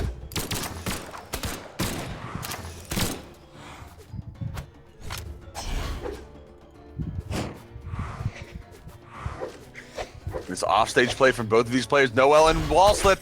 Oh, he's in danger. Oh, he had to get back to stage. Once you enter wall slip state, even if you go into combat, it will not refresh. So he had to get back. He just made it there. That could have been the reset happening for LDZ. Oh, but he goes for the side sig. Lands it, and that is the kill. And we have the reset underway. LDZ making the comeback through this grand finals. 0-0. Here we go. They're going right into it. Right back into it. Same map. Don't even pretend there's other maps. It's Small Mammoth. Noel versus LDZ. Noel just got 3-0'd by LDZ. What is the adjustment he's going to make? We're going to find out in game 1 after the reset. LDZ returning to form with this Lucian pick. Is he the seasonal champion? Is LDZ, he just plays seasonally. Everything in between doesn't matter if he wins every single seasonal tournament. Well, I mean, maybe that's just how it works with him. He just wants to win the big ones. Eyes set on the big money, the big. Ooh. Saw the exclamation point. You saw it right there. Wall slip showing up. LDZ trying to get a little damage, force him off to the side again, pushing him off. Edge guard onto Noel. Noel makes it back though. LDZ getting the side air. Just back and forth between these two. Pick up the recovery. Side sig connects. Off stage. Oh, Noel didn't touch, and that is going to make him have to go to that edge. Still gets back up. That recovery connected. LDZ stand off stage. We're going to unarmed. The clash comes out, and LDZ on his way out. Noel says, "I'm gonna." You don't get a taunt, bruh. Like ground pounds on top of LDZ's gravity canceled taunt. LDZ was down for the count, but Noel wanted to double tap. Right now, LDZ looking for that down sig, but no, Noel's looking to punish. Getting side lights left and right, but no, the side sig finally from LDZ. Gonna catch Noel and kill him off the top, but not before Noel can get about, what, 60 damage built up onto him. And LDZ now trying to turn that back around. Guns can close that gap super easily. All it takes is a few good reads. And LDZ has more than enough of those to go around. Already the damage is pretty even, if not LDZ taking the damage lead from Noel. Side light, down light, neutral light from Noel. Do it the other way. Ooh, mix up. Went for the neutral sig. LDZ has been disarmed by the down sig from Noel. Going for the offstage play, but Noel has that sword. He's got the dare and ground pound potential. LDZ gets past, but he sticks around just enough that Noel gets a little bit of damage, but immediate the recovery. Noel's not going for those gravity cancels at the top of the stage. Interesting that he just kind of let it go. Instead, he's going to pick up the recovery for the kill. Take back the lead for a half second. Noel picks up that down heavy onto LDZ. Evens it up in game 1 after the reset of these grand finals. You got to love those breakdance kills coming out. I mean, it's just so smooth, especially if you can get that X pivoted onto the field. But either way, LDZ building up so much. LDZ is the one in chat.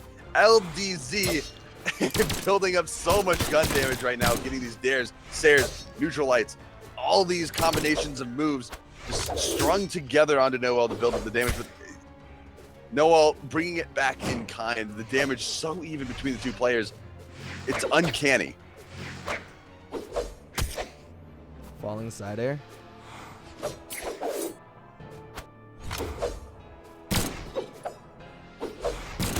Nice dodge out. Noel looking for these siders, and LDZ's just catching his feet with these side lights every single time, tapping away at LDZ's health bar. Side air sends him off. Side air sends him farther. Is that going to be it? Still needs more. He's got a recovery. Oh, he got the touch. And LDZ has to get him again this time. Looking for an unexpected unarmed kill. No, picking up the guitars. Noel trying to get back, but being hard pressed to find a moment to actually punish LDZ in this moment. Just steps back and side sigs. Great patience from Noel to not commit straight to going up. LDZ was looking for it. You saw him throw out those neutral sigs and side sigs, but LDZ was able to get the spacing, taking game 1 over Noel. Are we going to see the swift 3-0, or is LDZ going to lose one of the games after the reset? I guess we'll have to find out in game number 2. He's already locked in with Lucian. Noel, we already know he's probably going to be bringing out the Koji unless he's going to surprise us all with something that he's been working on in the pocket pick. But I can't imagine he's going to switch off of the pick he's always gone with, that Koji sword and bow combination. He's thinking about this one. Oh, he asked for a second, maybe just to shake off any nerves, get up, stretch a little bit, and just loosen up a little. These tournaments are very high octane, high stress. When you get into these finals situations, it can be pretty unnerving to be in a situation like this. So getting up and shaking it off, not a bad way to go about just resetting your mental state. Anyway, we've got the bands going out. Small Mammoth Fortress already back in the mix. No surprise in the character picks, LDZ versus Noel. No surprise in the map pick, 3, LDZ 2, versus 1, Noel again. ball. We are going into it, game 2 of the grand finals after the reset. No more sets after this best of 5, LDZ versus Noel.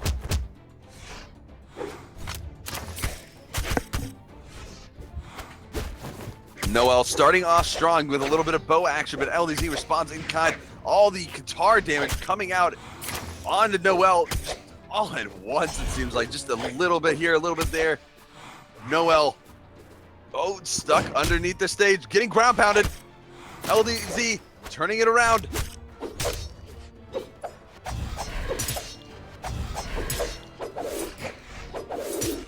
Noel trying to get a little bit of damage back. Just staying grounded, though. This protected play, playing like that wasn't nerfed, like there's still a true combo, but LDZ doesn't care about your pseudo true combos as he picks up that recovery, taking game 1, or taking this first stock, and game 1. Noel with a falling nair on top of LDZ. Noel doing his best to stay above LDZ and just, finds a neutral light. The down light, though, he's got LDZ in the red, so he can possibly see a kill coming up soon, but LDZ is just unrelenting in his pressure right now, putting Noel all over the map, just tightening his grip on the lead that he has in this game. He wants to win. He is hungry for it. I'm hungry for it. I'm hungry in general, but that's irrelevant. LDZ gets back up safely. Noel trying to get the turnaround side air, but it's going to be a grounded neutral sig just outside of that downlight hitbox that gives Noel LDZ's first stock. LDZ, though, with a solid lead on to Noel's second stock. Noel right now Sidelights getting back and forth. A couple sidelights here, a couple neutral lights there. LDZ responds with his own neutral light into recovery, reverse recovery combo, and a side air just to finish off the mix.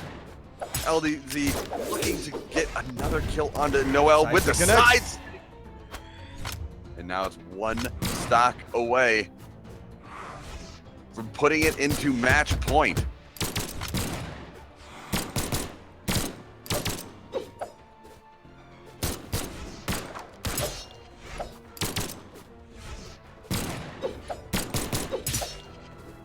No, slowly building up damage onto LDZ. There it is. Getting these sword confirms in left and right. Spot Taking dodging. it slow. Gets above the downlight.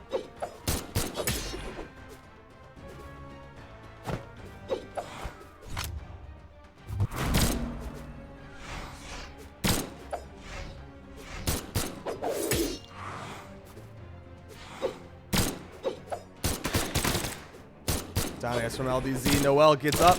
Ooh, went for the down air. Noel is sticking around. He's doing his best to keep this all together. Oh! LDZ catching with the neutral sig. The recovery Noel picks with up. the recovery, Not gonna though. kill. Needs one more recovery. The side light. Oh, the down into air. the down light, and that is gonna do it. Noel, last stock, he's got just a little bit left to go in this stock. Fortunately for him, Lucian has the lowest attack rating in Brawlhalla, so you never know. He could end up surviving some things that normally other characters would not be able to survive from. But he's slowly getting the damage back in.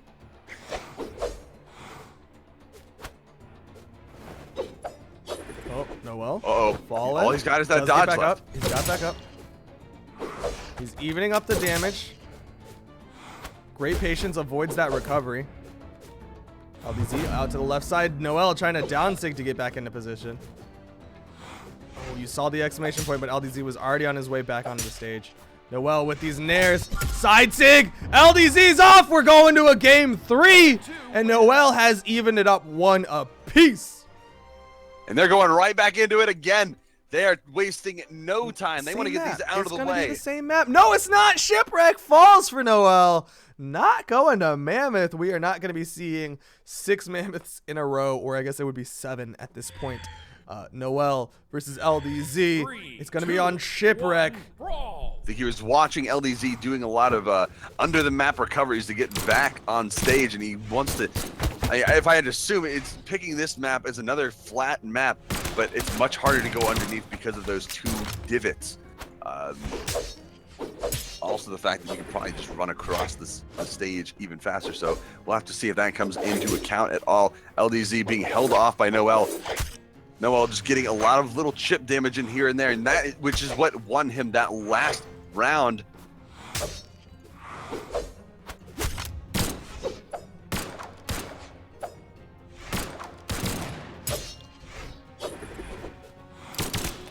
Ooh, Noel just getting caught by the neutral air. They're both playing so carefully right now.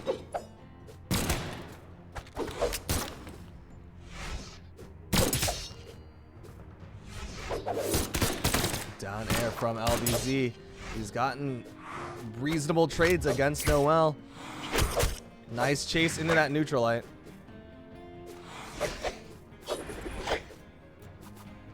Back and forth between the two.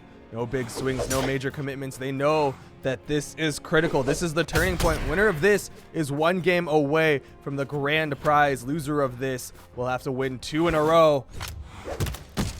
And it all starts with the first stock. Noel with the weapon advantage. LDZ punching him in the face with a big Superman, the side air. Picks up the recovery on stage. LDZ's got the lead. If that's what it takes, that's what it's going to be. LDZ sticking with those guns. Literally sticking with his guns and going with what he knows, building up just a lot of damage right off the bat, right after Noel's respawn. And this is what it's going to take. LDZ getting as many gun confirms as possible to make sure that this next stock, if Noel ends up taking him out, almost getting the ground pound off the drop. Nice the down air air. is going to be the pickup. And that is going to be the kill onto LDZ, and it is 2-2.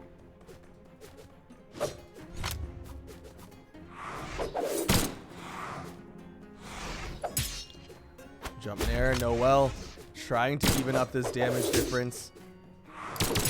Sidelight into a downlight recovery. Noel, this is a pre-sidelight nerf Noel right now. It's those sidelights into sidelight follow-ups. Frequently neutral light, but you'll see the downlight as well as downlight follow-ups. Evened up the damage. Nice Ooh, spot dodge nice to avoid the neutral patience. sig. Good patience on LDZ's part. He's just trying to, you can see the way LDZ is moving, he's trying to get Noel to blow something. Just try to force him into certain recovery frames so that he can get the punish out. But Noel, so calm and collected, throwing out that side sig to confirm the kill, not letting LDZ in on anything. Ooh, the recovery just barely tipping Noel, and that it was almost enough to kill him, but it just couldn't get Noel off the top of the stage high enough.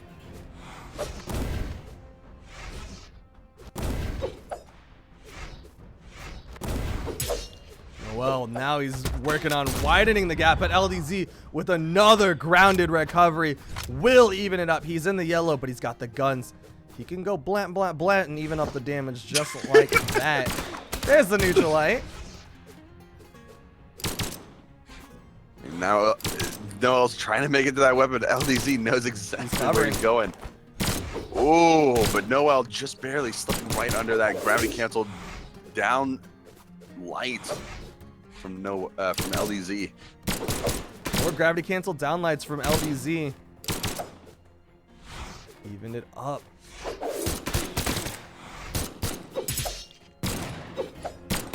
Another gravity canceled down light. Can't pick up the recovery. Noel dodges out on the sword.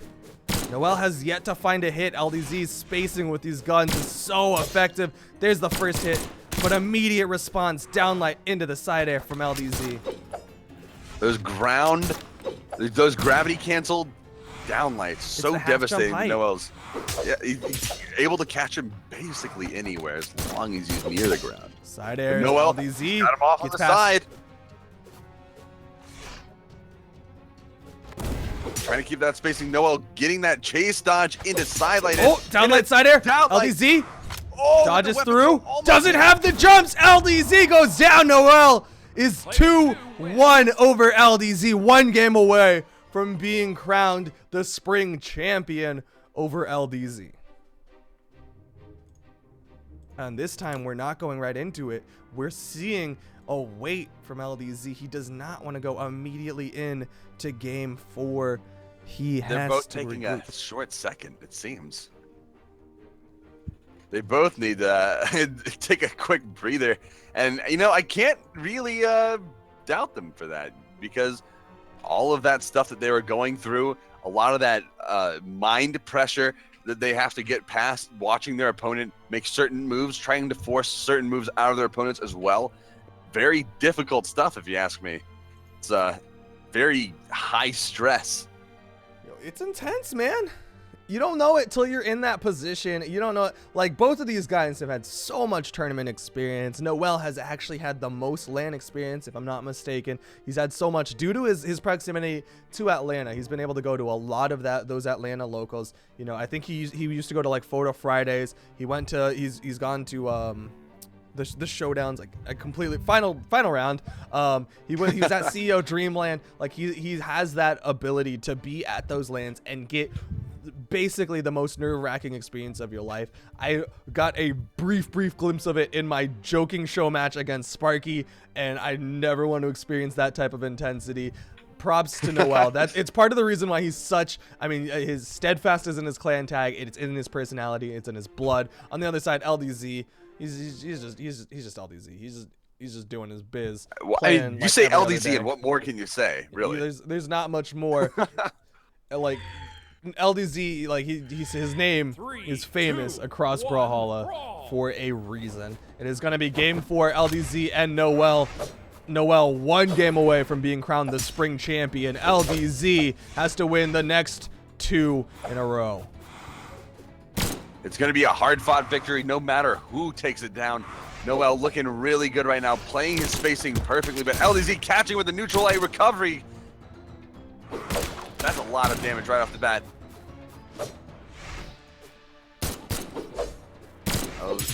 Both players looking for the baits. Noel finding, almost containing the recovery, but LDZ just throwing out the recovery of his own, getting out of the way. Noel and LDZ both dancing around. A dance of the ages.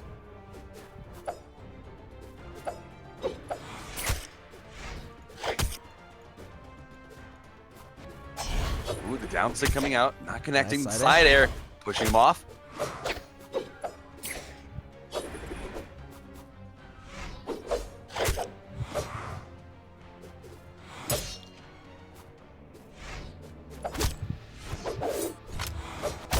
Side sig connects. Noel's in the sky.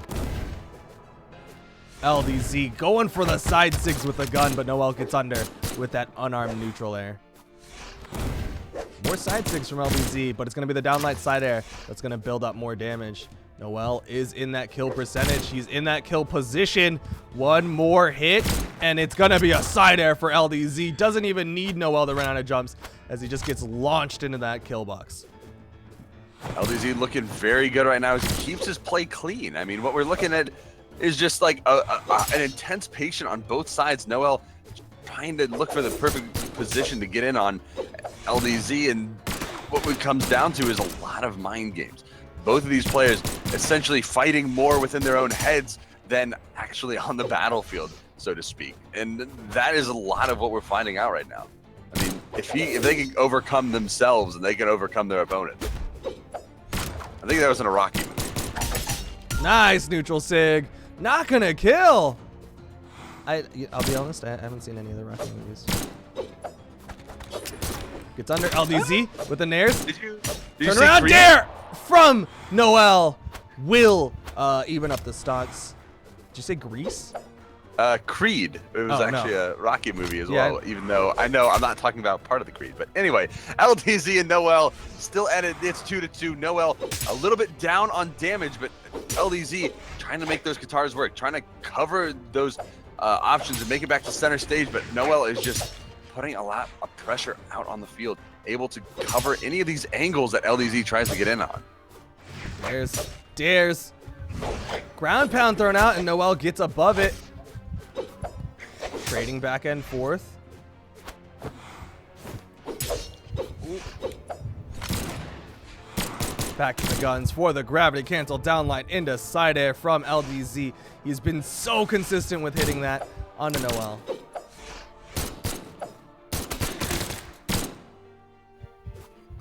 Now Noel trying to get the weapon, but LDZ pushes him away. LDZ going for the ground Ground pound! LDZ finds it instead, and there we go. That is kill number 2 on Noel. LDZ taking this lead. Noel just one heavy away from taking LDZ off of this stock lead, but LDZ is not gonna make it easy for him. You can tell he's dancing around, keeping safe space in between him and Noel so that it'll be that much harder for Noel to get the punishes on when LDZ does make a miss. Side zig connects. LDZ goes down, and Noel has evened it up. He is one stock away from being the spring champion.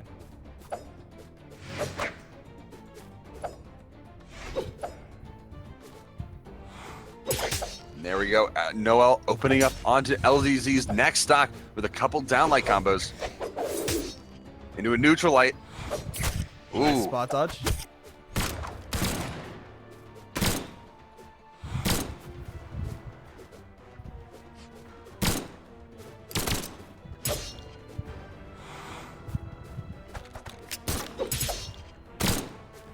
Both of these players playing very close to the chest, not showing any of their cards. Ooh, LDZ with a nice grounded, well, That low to the ground neutral air. I don't know what to call those. This guy I feel like they need a name. As a pivot name. Down air connects. Resets into the recovery. LDZ, we're going to a game 5. LDZ picks up the recovery. He's hit so many low to the ground recoveries, just those on stage recoveries for kills onto Noel. 2 apiece in grand finals. Oh, and this is it. This is the culmination of everything. NA 1v1 Spring Championship ends right after this. Noel or LDZ, either one of them can come out on top. I can't believe we've gone this far into it. Into the reset. Game 5 into this reset. It's impossible to tell who might win because both of them are playing so solidly.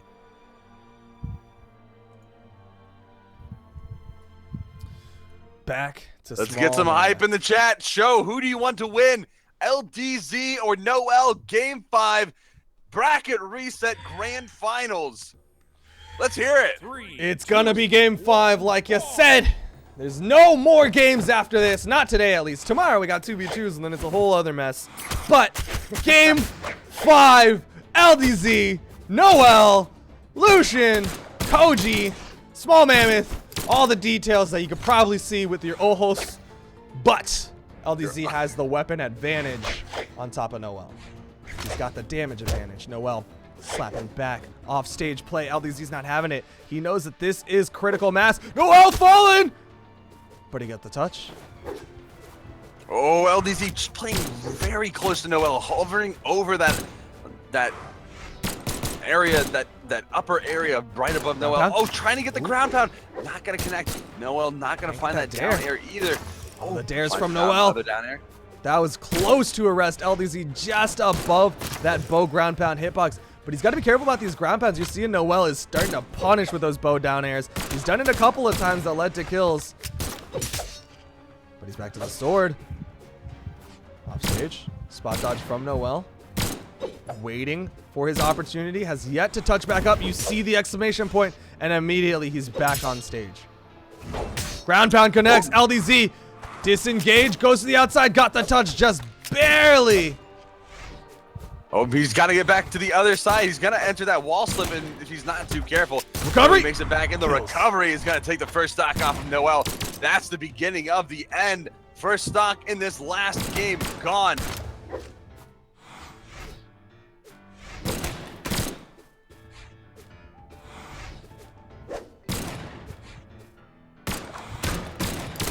Dodges the read. LDZ's neutral light. LDZ was throwing that neutral light out 4 seconds before Noel even decided to dodge through. LDZ read that so hard and got the neutral light onto Noel's dodge through down sig. Another gravity cancel down light into the side air. Side light from Noel.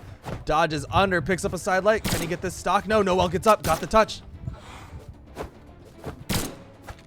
Oh, trying to look for the kill, but no! LDZ lands the last shot of that recovery, nearly taking out Noel. I mean, he's in such a hard, high damage threshold that I would have been surprised if that did kill.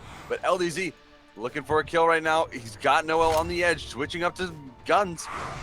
Looking for a side sig, I assume. There it is, the side sig out from LDZ, confirming the kill, and he is 1 kill away from being your spring championship NA 1v1 champion.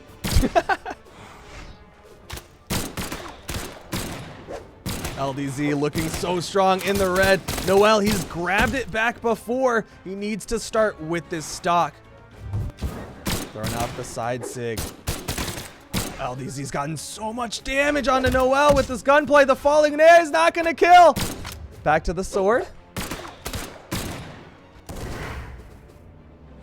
Noel on his last legs, but it's LDZ is not dead. Not gonna kill. How's he not dead? There it is. LDZ goes down, no 3 stock. Noel gonna stick with the sword play. It's kind of his safety net. He's very effective with it. LDZ, he's got the guns, the side sig, the recovery. Those are his kill choices.